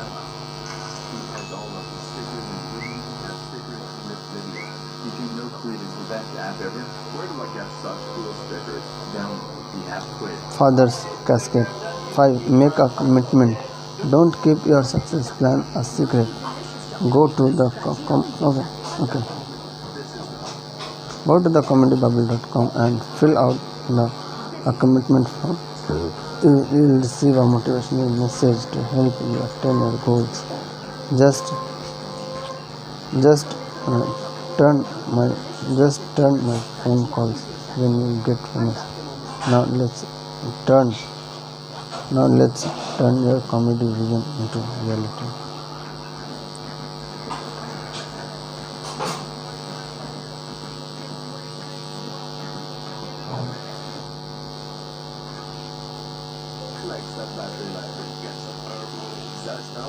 Part 1. Warm up.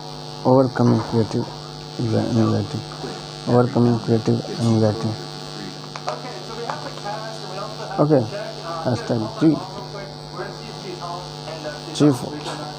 Getting past procrastination. The Seinfeld strategy.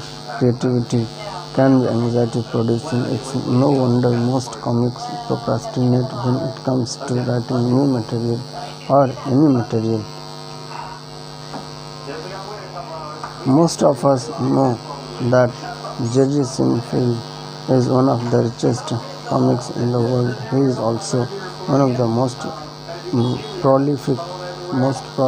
He regularly tours with new material, creates video content, and produces specials for fellow comedians. How does Seinfeld avoid the pitfall of procrastination? When Seinfeld was interviewed for my first book on comedy, he revealed some of his secrets. One of those was creating great material means writing every day. Seinfeld sets an egg timer for 20 minutes and writes without stopping until he hears the ding. No matter what his schedule is for the day. This is a sacrosanct.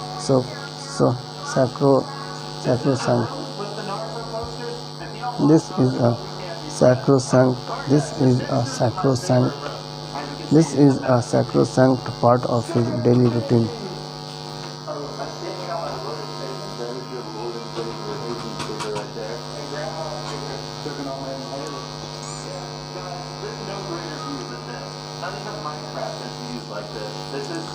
On the weblog Lifehacker, Comic Brad is Isaac shared a story about meeting Sinfield backstage and asking if he had any tips for a young comic. Sinfield told him, "Oh,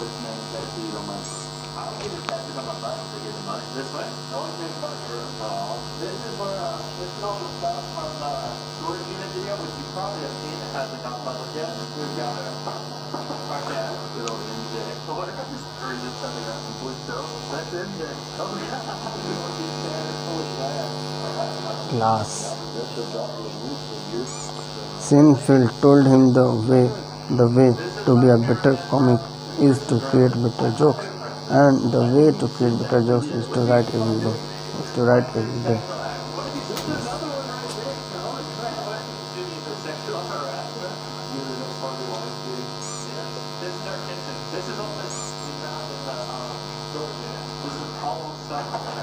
Isaac went on.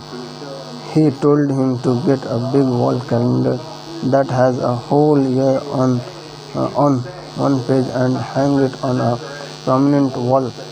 The next step was to get a big red magic marker. He said, for each day that I do.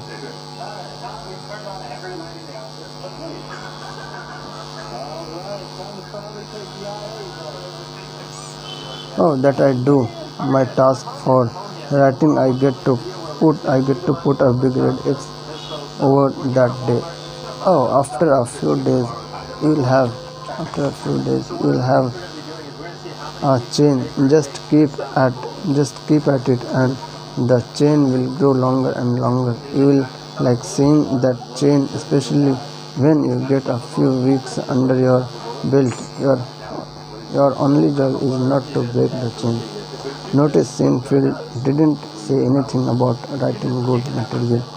The secret to the Sinfield strategy is to banish all expectations of being brilliant. It's about simply committing to write every day so you don't break the chain. Comedy writing is something you don't see people doing. It's a secretive thing. J.J. Sinfield. Successful writing comes from perspiration, not inspiration. Don't let your anxiety, a fight with your partner, a bad day at work, or partying at the night before take away your commitment to a daily writing schedule. Matter of fact, when you write, you'll probably find all those things that used to distract you from writing our material. The Sinfield strategy works because it puts the emphasis on developing an essential habit for success. Thus, your only judgment about yourself is, did you or didn't you write today? But Judy, I have a spouse, kids, and lots of work stress. I don't have time to write every day. No excuse. Your phone has a notes app, right? No excuse. Your phone has a notes app. Your phone has notes app, right?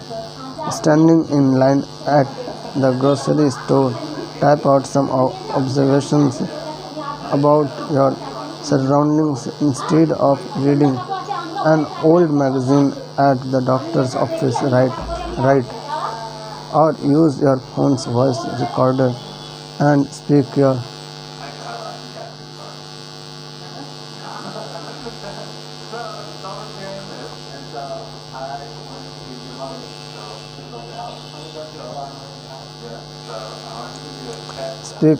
thoughts personally.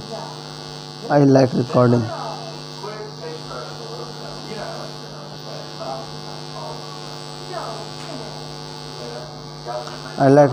myself, jotting it down so I can Here the energy and the attitude and the delivery of my idea when it happens. When it happens.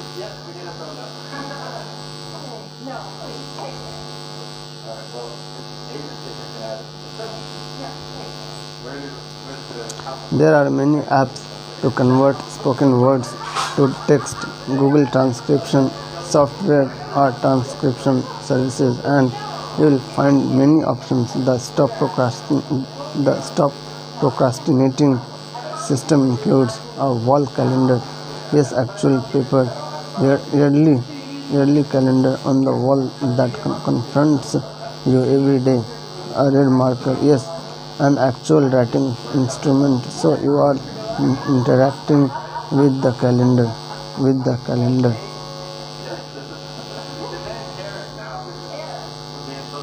A notebook or use your computer, tablet, whatever you are most comfortable writing on. A timer. Set your writing timer for 10 minutes. You can continue writing after the timer goes off, but do not stop before it goes off. Write without stopping, no exceptions. Write everything, even if it can't think of anything to write.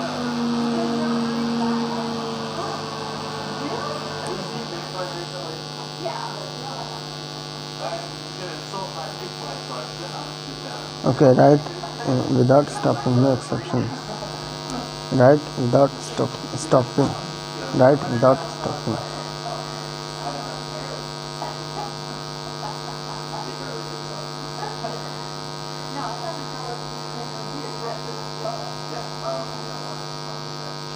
Without stopping. Write without stopping. Come on.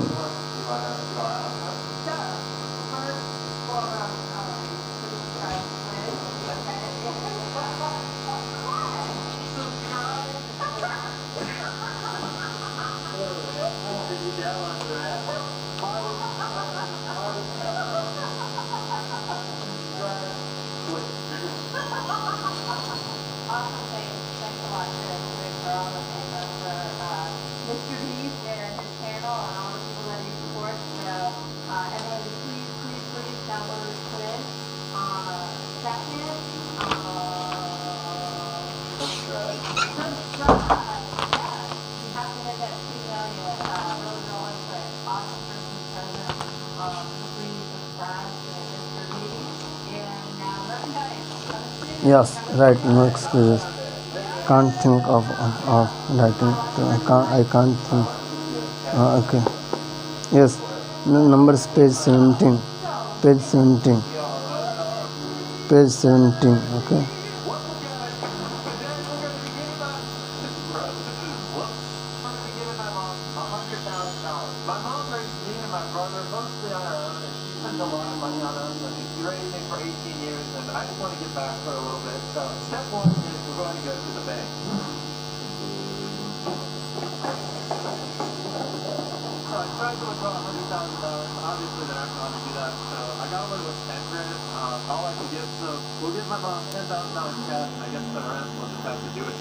Yes, page.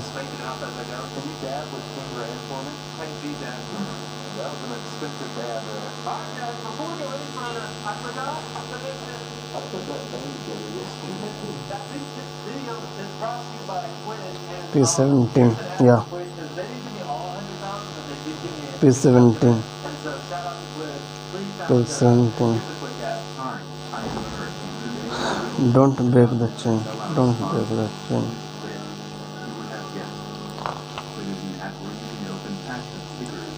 It's not about great writing, it's about the consistency of that writing. I once rewrote a joke for 2 years before telling it. Jerry Seinfeld. Let's now organize your comedy journal by creating a comedy Bible workbook. Comedy Bible workbook. Great. Purple. Yeah. Exercise 3. Setting up your comedy Bible workbook. Funny stuff happens any time of the day or night. So for the next month, You are no longer a civilian. You are a comedy writer. That means carrying a recording device or a notepad and capturing funny stuff as it happens. Some comics even text or themselves a fun or email themselves a funny thought or observation as soon as it occurs. That means in the middle of a dinner conversation, church, or even in the middle of a roll over and write it down. No wonder so many comics are single.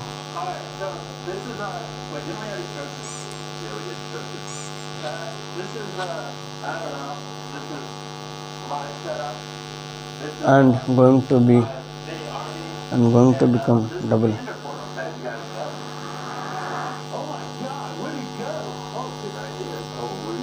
Um, one, four,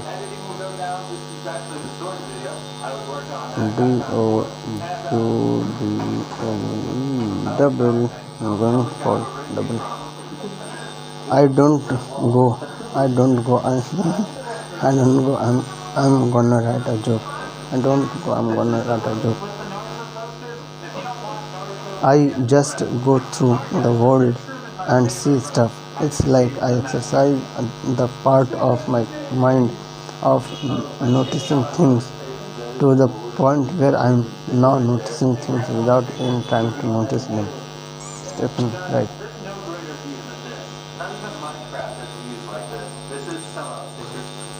You might say to yourself, I remember this, but you won't.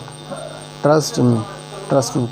Now, according to today's perception, okay, okay, so, okay, for that,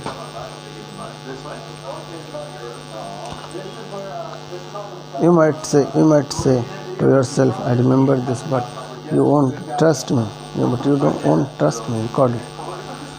Then, when doing your morning writing, listen to the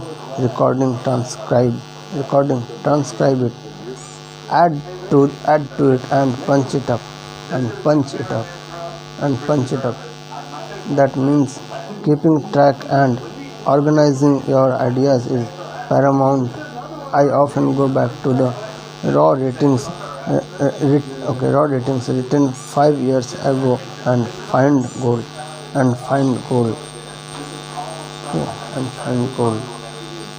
Keeping track on your material. Joan Rivers typed up over 1 million jokes on 3 by 5 cards and stored them in a card cabinet. She arranged them by subject, which Rivers said was was the hardest part of organizing. Does this one go under ugly, or does it go under dumb? Setting up your comedy Bible workbook. Creating comedy is a very messy process. I used to write jokes on whatever paper or computer was in front of me. I had scribblings on junk mail, on utility bills, and in thousands of files on my computer. It was chaos. Jokes got lost, forgotten, and needless to say, never delivered. Someone at the gas company has probably been doing my jokes for years and wondering why I haven't sent updated material. Here is a surefire way to organize all the material you are going to generate from this book.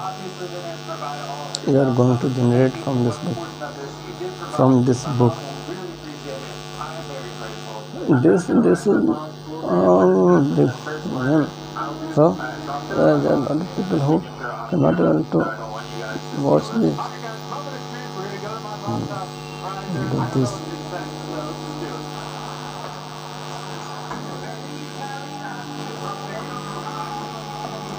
way to organize all material you are going to generate from this book. Note: these instructions are for using a word processing program.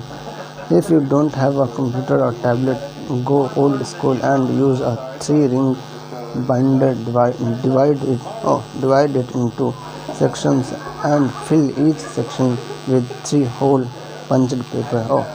With 3-hole punched paper. Okay.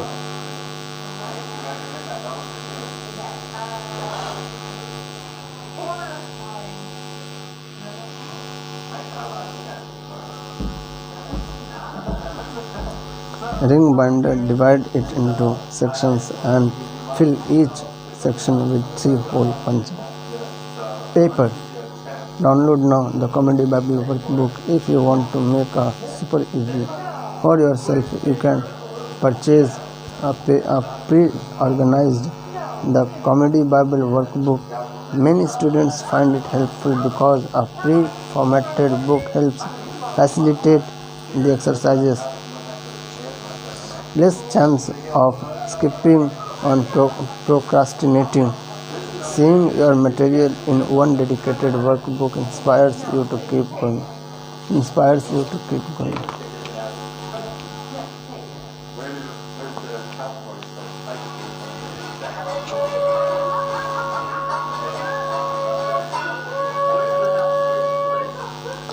Go to the comedybible.com and order the Comedy Bible workbook in the print version of downloadable online version. Note: if you have a copy of the Comedy Bible workbook, then skip the following section and head to the next chapter. Create a folder on your computer and title it Comedy Bible Workbook. Make a subfolder or tab if using a binder for each of the section above. Exercise 1: funny test. Exercise 2: comedy career vision. Comedy career vision. Be prepared, you will be adding material from upcoming chapter exercises into this workbook. Here is a brief overview of folders you will now create on your computer. Exercises: your responses to all the exercises in this book, ideas, your daily writings and transcriptions of ideas you recorded, jokes in progress by topic. You will learn how to find your topics to write jokes about and will keep them in this folder. You will also transfer here anything that has possibilities from your ideas and exercises folders.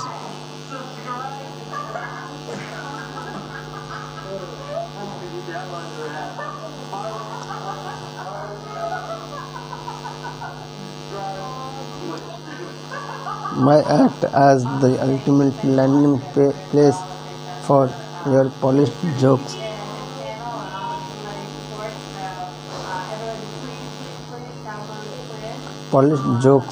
This folder contains only material that's ready to perform.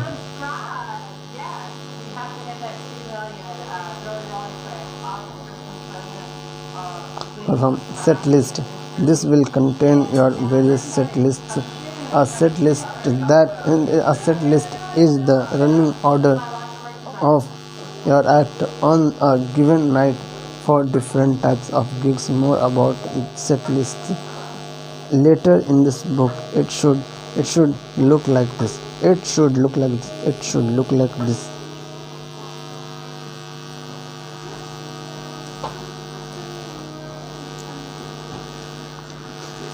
Comedy Bible workbook exercises. Exercise 1: funny test.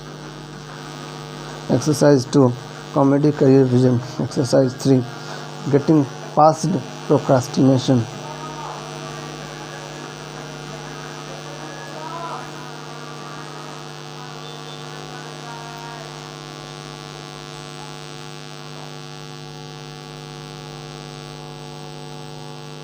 Ideas, morning writings, transcriptions from recorder, jokes in progress by topic, being a waiter, childhood stuff, religious parents, dating, growing up broke, relationships, rants, yes and nasty stuff.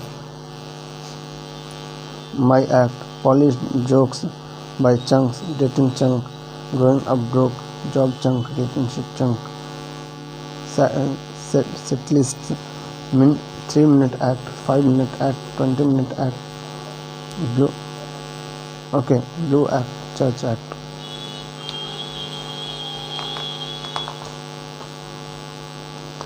Comedy Bible workbook. Then go to comedy Bible workbook. Then exercise. Okay. Double X. Getting funny. Double X. Getting funny. Note: you will see prompts like this throughout the book. It's an indication to go to your Comedy Bible workbook in the folder indicated after the greater than and create a document.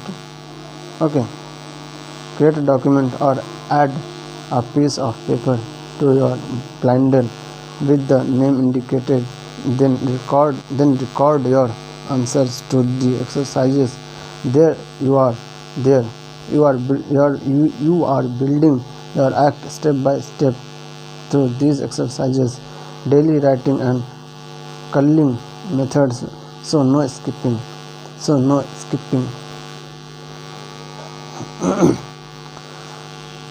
Now that you have organized your own Comedy Bible workbook or bought the print version, let's start with filling in your morning writings. Exercise for morning writings: waking and creating.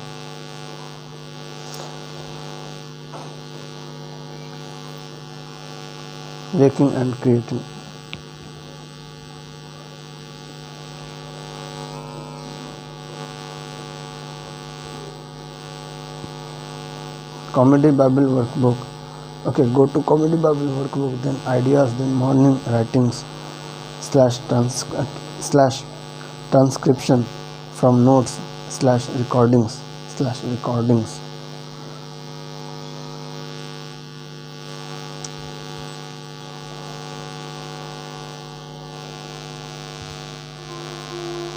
Before your coffee, write anything down, including your observations, thoughts, and dreams.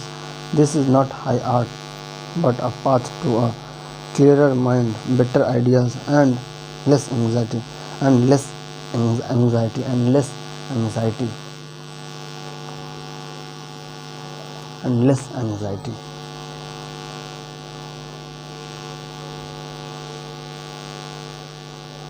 That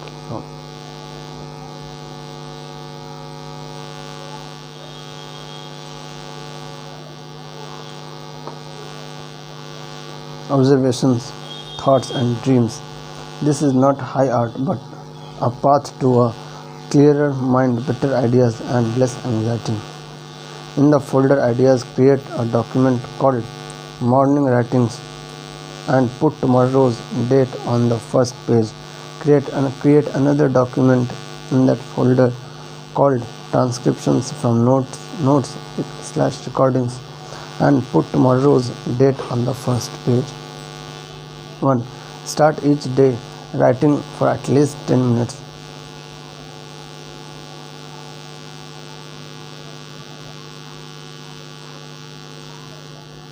In your Comedy Bible workbook's morning writings section, then transfer your notes recordings from the previous day to this section.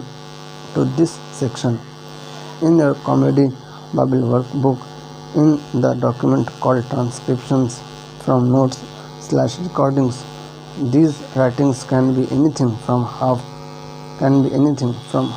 baked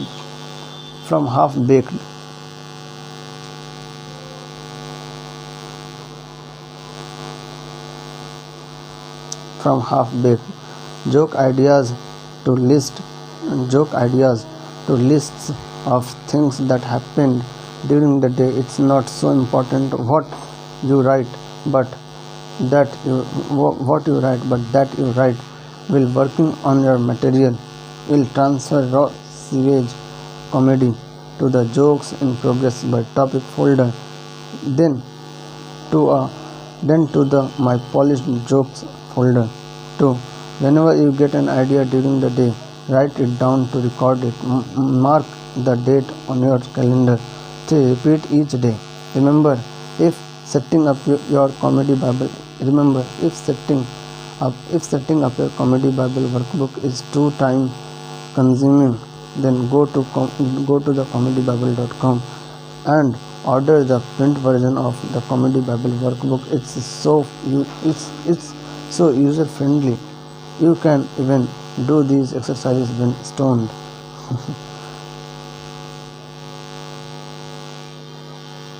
Okay, you are on your way. Now for something scary. Get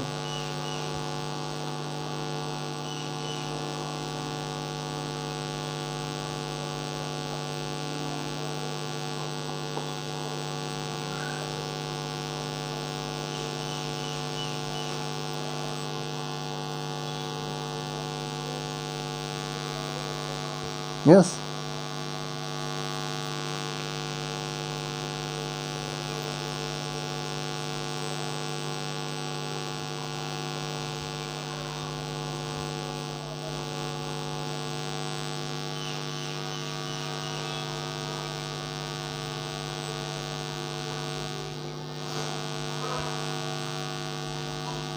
Weekly.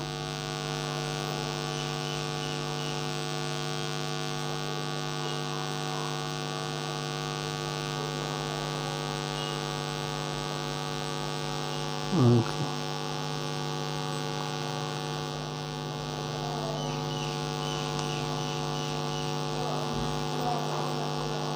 4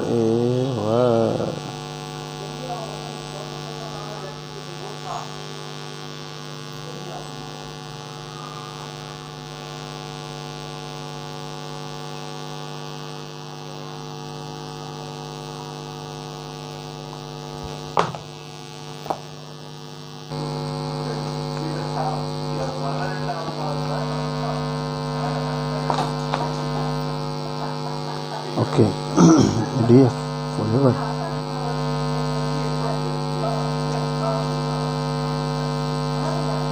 For an hour.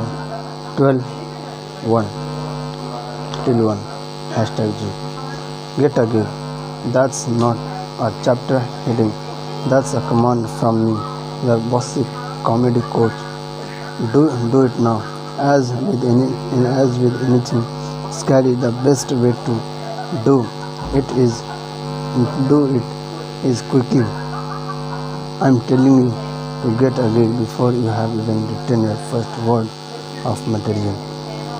Or if you are already a comic, commit to putting a gig on your calendar where you will do new material by following the guidelines in this book.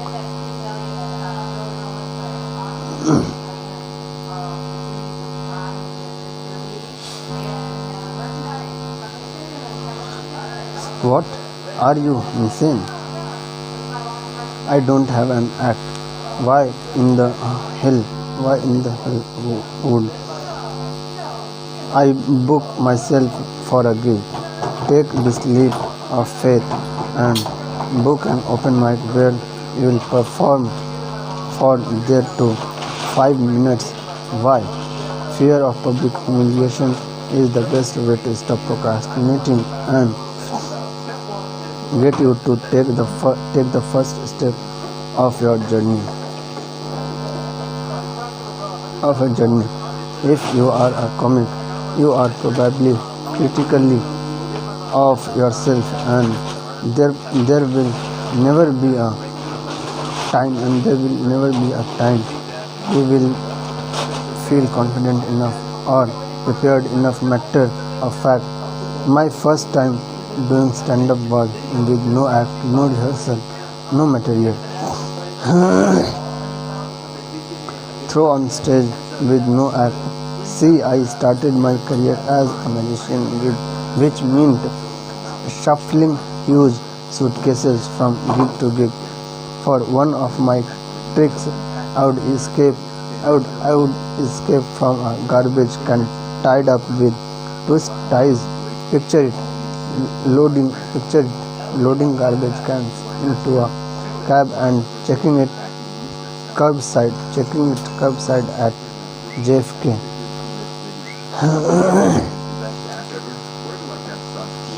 On one occasion, I arrived at the world famous Chicago Playboy Club for a performance that was to include the legendary Hugh Hefner in the audience. Too bad my luggage didn't arrive. I went to the club sans tricks and told the manager United Airlines had lost my bags. He let me know in that not so subtle Chicago gangster manner that I was going on tricks or no tricks. I went into the bunny locker room and it existed. Truly it existed and cried out of fear that my career would end that night.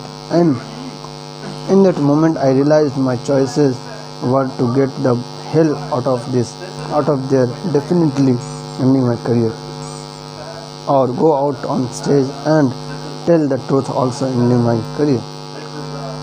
Too terrified, I stepped into the spotlight and said United Airlines is a better magician than I am. They made all my tricks vanish. Unless one of you has a deck of cards, a saw, and some handcuffs, I got nothing. The audience laughed. I started telling them in detail about the tricks I would have done and how amazed they would have been. More and more laughter. My authenticity created a connection. And yes, Hugh Hefner was the audience that night. He even invited me to stay in the leather room, which disappointingly was cheap vinyl. Next, that will be happening today. That's what I mean. Taking the risk of going on in spite of my fear and lack of material turned out to be magical, and I continued to work Playboy clubs all across the United States as a comic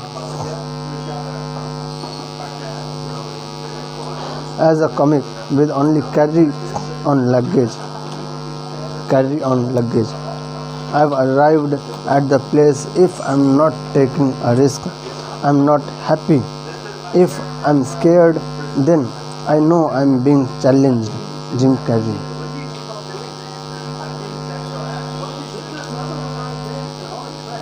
What are you waiting for? Take bold action now. No matter what, you need a gig going on your calendar by the end of the day. Think of it and improve on steroids.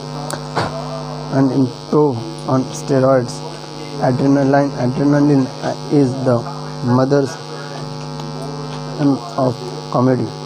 Okay. Sign yourself up now for an open mic night or for giving a toast at a wedding. Okay.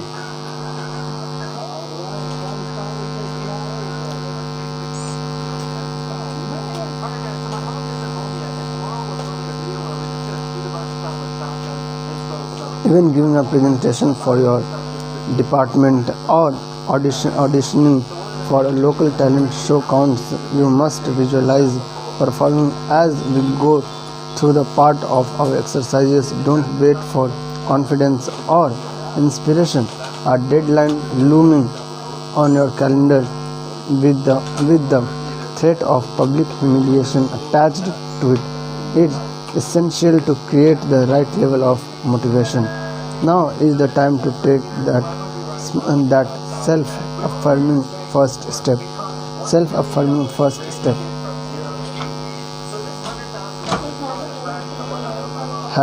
#G. Stand-up comedy venues. The world is full of high-level comedy clubs where the stars perform. The world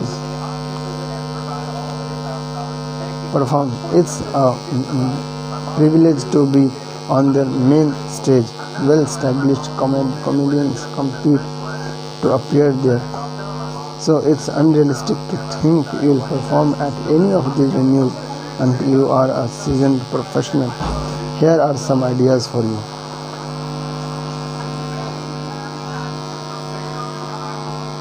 Okay, so compete to appear there. Yeah. Places to perform when you are just starting out. Bringer show. Starting out bringer shows.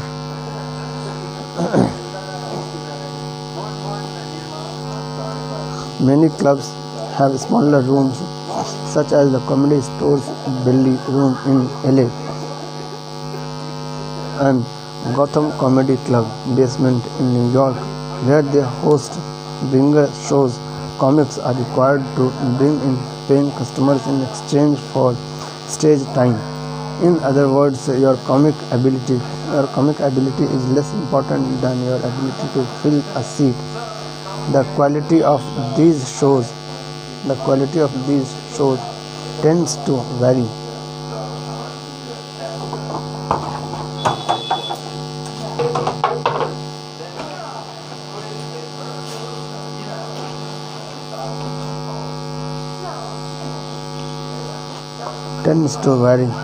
And a bad comic schlepping along 30 friends is given priority over an amazing comic who has no plus one. The booker for a bringer show can come off like a mobster. One former student told me about a booker trying to extort money when he turned up when fewer people than promised, depending on where you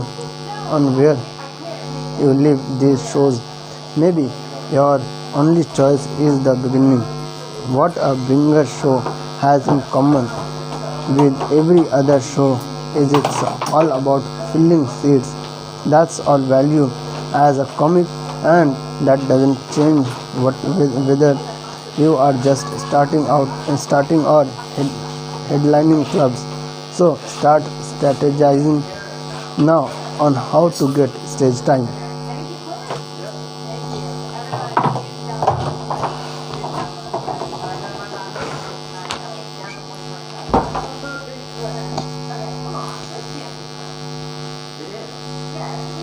What's your commitment level?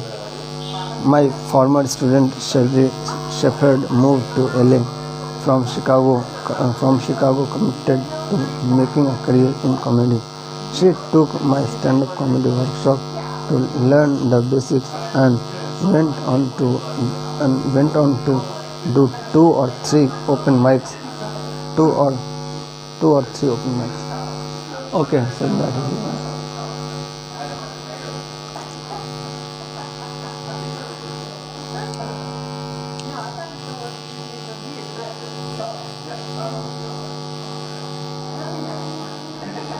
Okay, open mics. Mine. I'm always ready. Open mics a night and was willing to drive an hour and a half to do 5 minutes at a restaurant and then drive another hour for a 3-minute set in a bar. Through her dedication, she got better eventually, appearing on Ellen DeGeneres' show more than 23 times, starring in sitcoms and being a regular on the popular TV show The View. At the pinnacle of her career, she was starring in her own sitcom. In her own sitcom. Okay.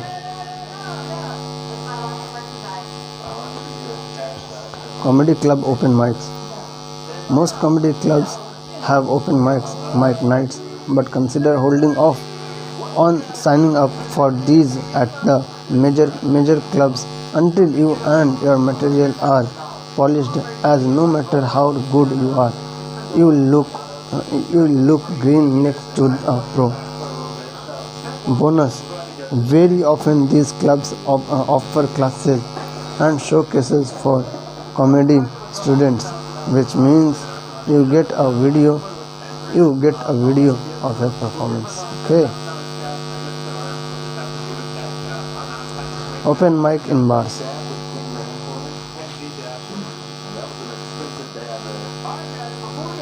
Many bars have open mics during off hours to help drum up business in exchange for stage time.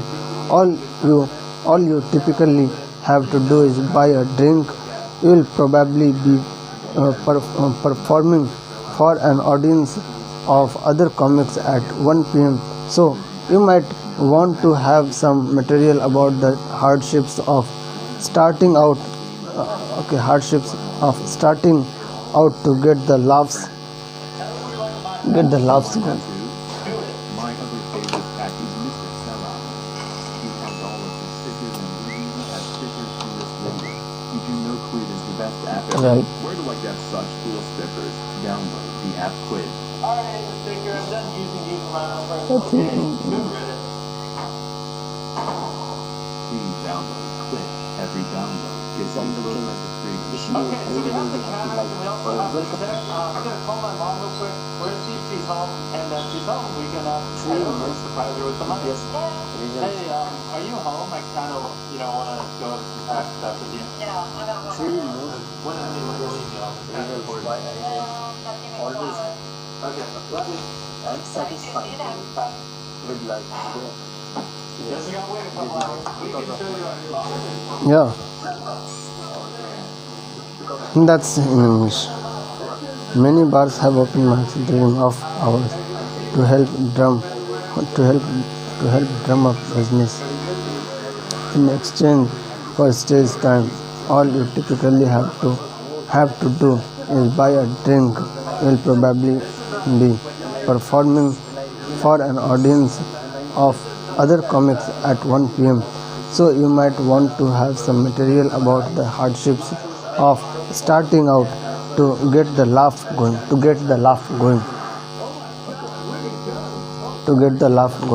So from here, This is room number 2. This is where the editing will go down. This is actually the short.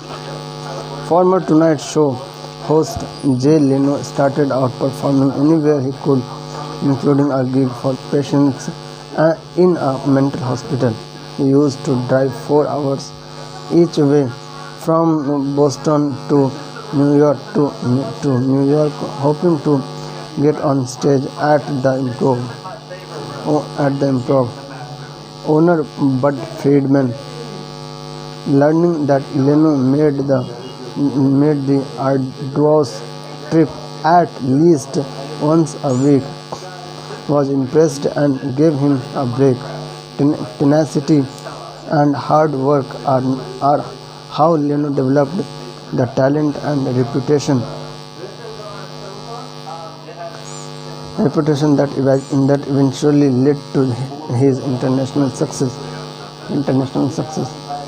Themed shows to fill empty chairs during off nights. Many big city comedy clubs host 1 night a week themed shows. These are talent nights for particular professions, including funny accounts, cab drivers, and teachers. Themed storytelling nights are scheduled at some venues such as heartbreakers, stories, talks, or guilty secrets. Not all storytelling events are appropriate for stand-up comics, but once you start developing your voice and start doing open mics, you will be better positioned to determine which shows are right for you, which shows are right for you. Once you start developing a voice, but once start developing your voice and start doing open mic.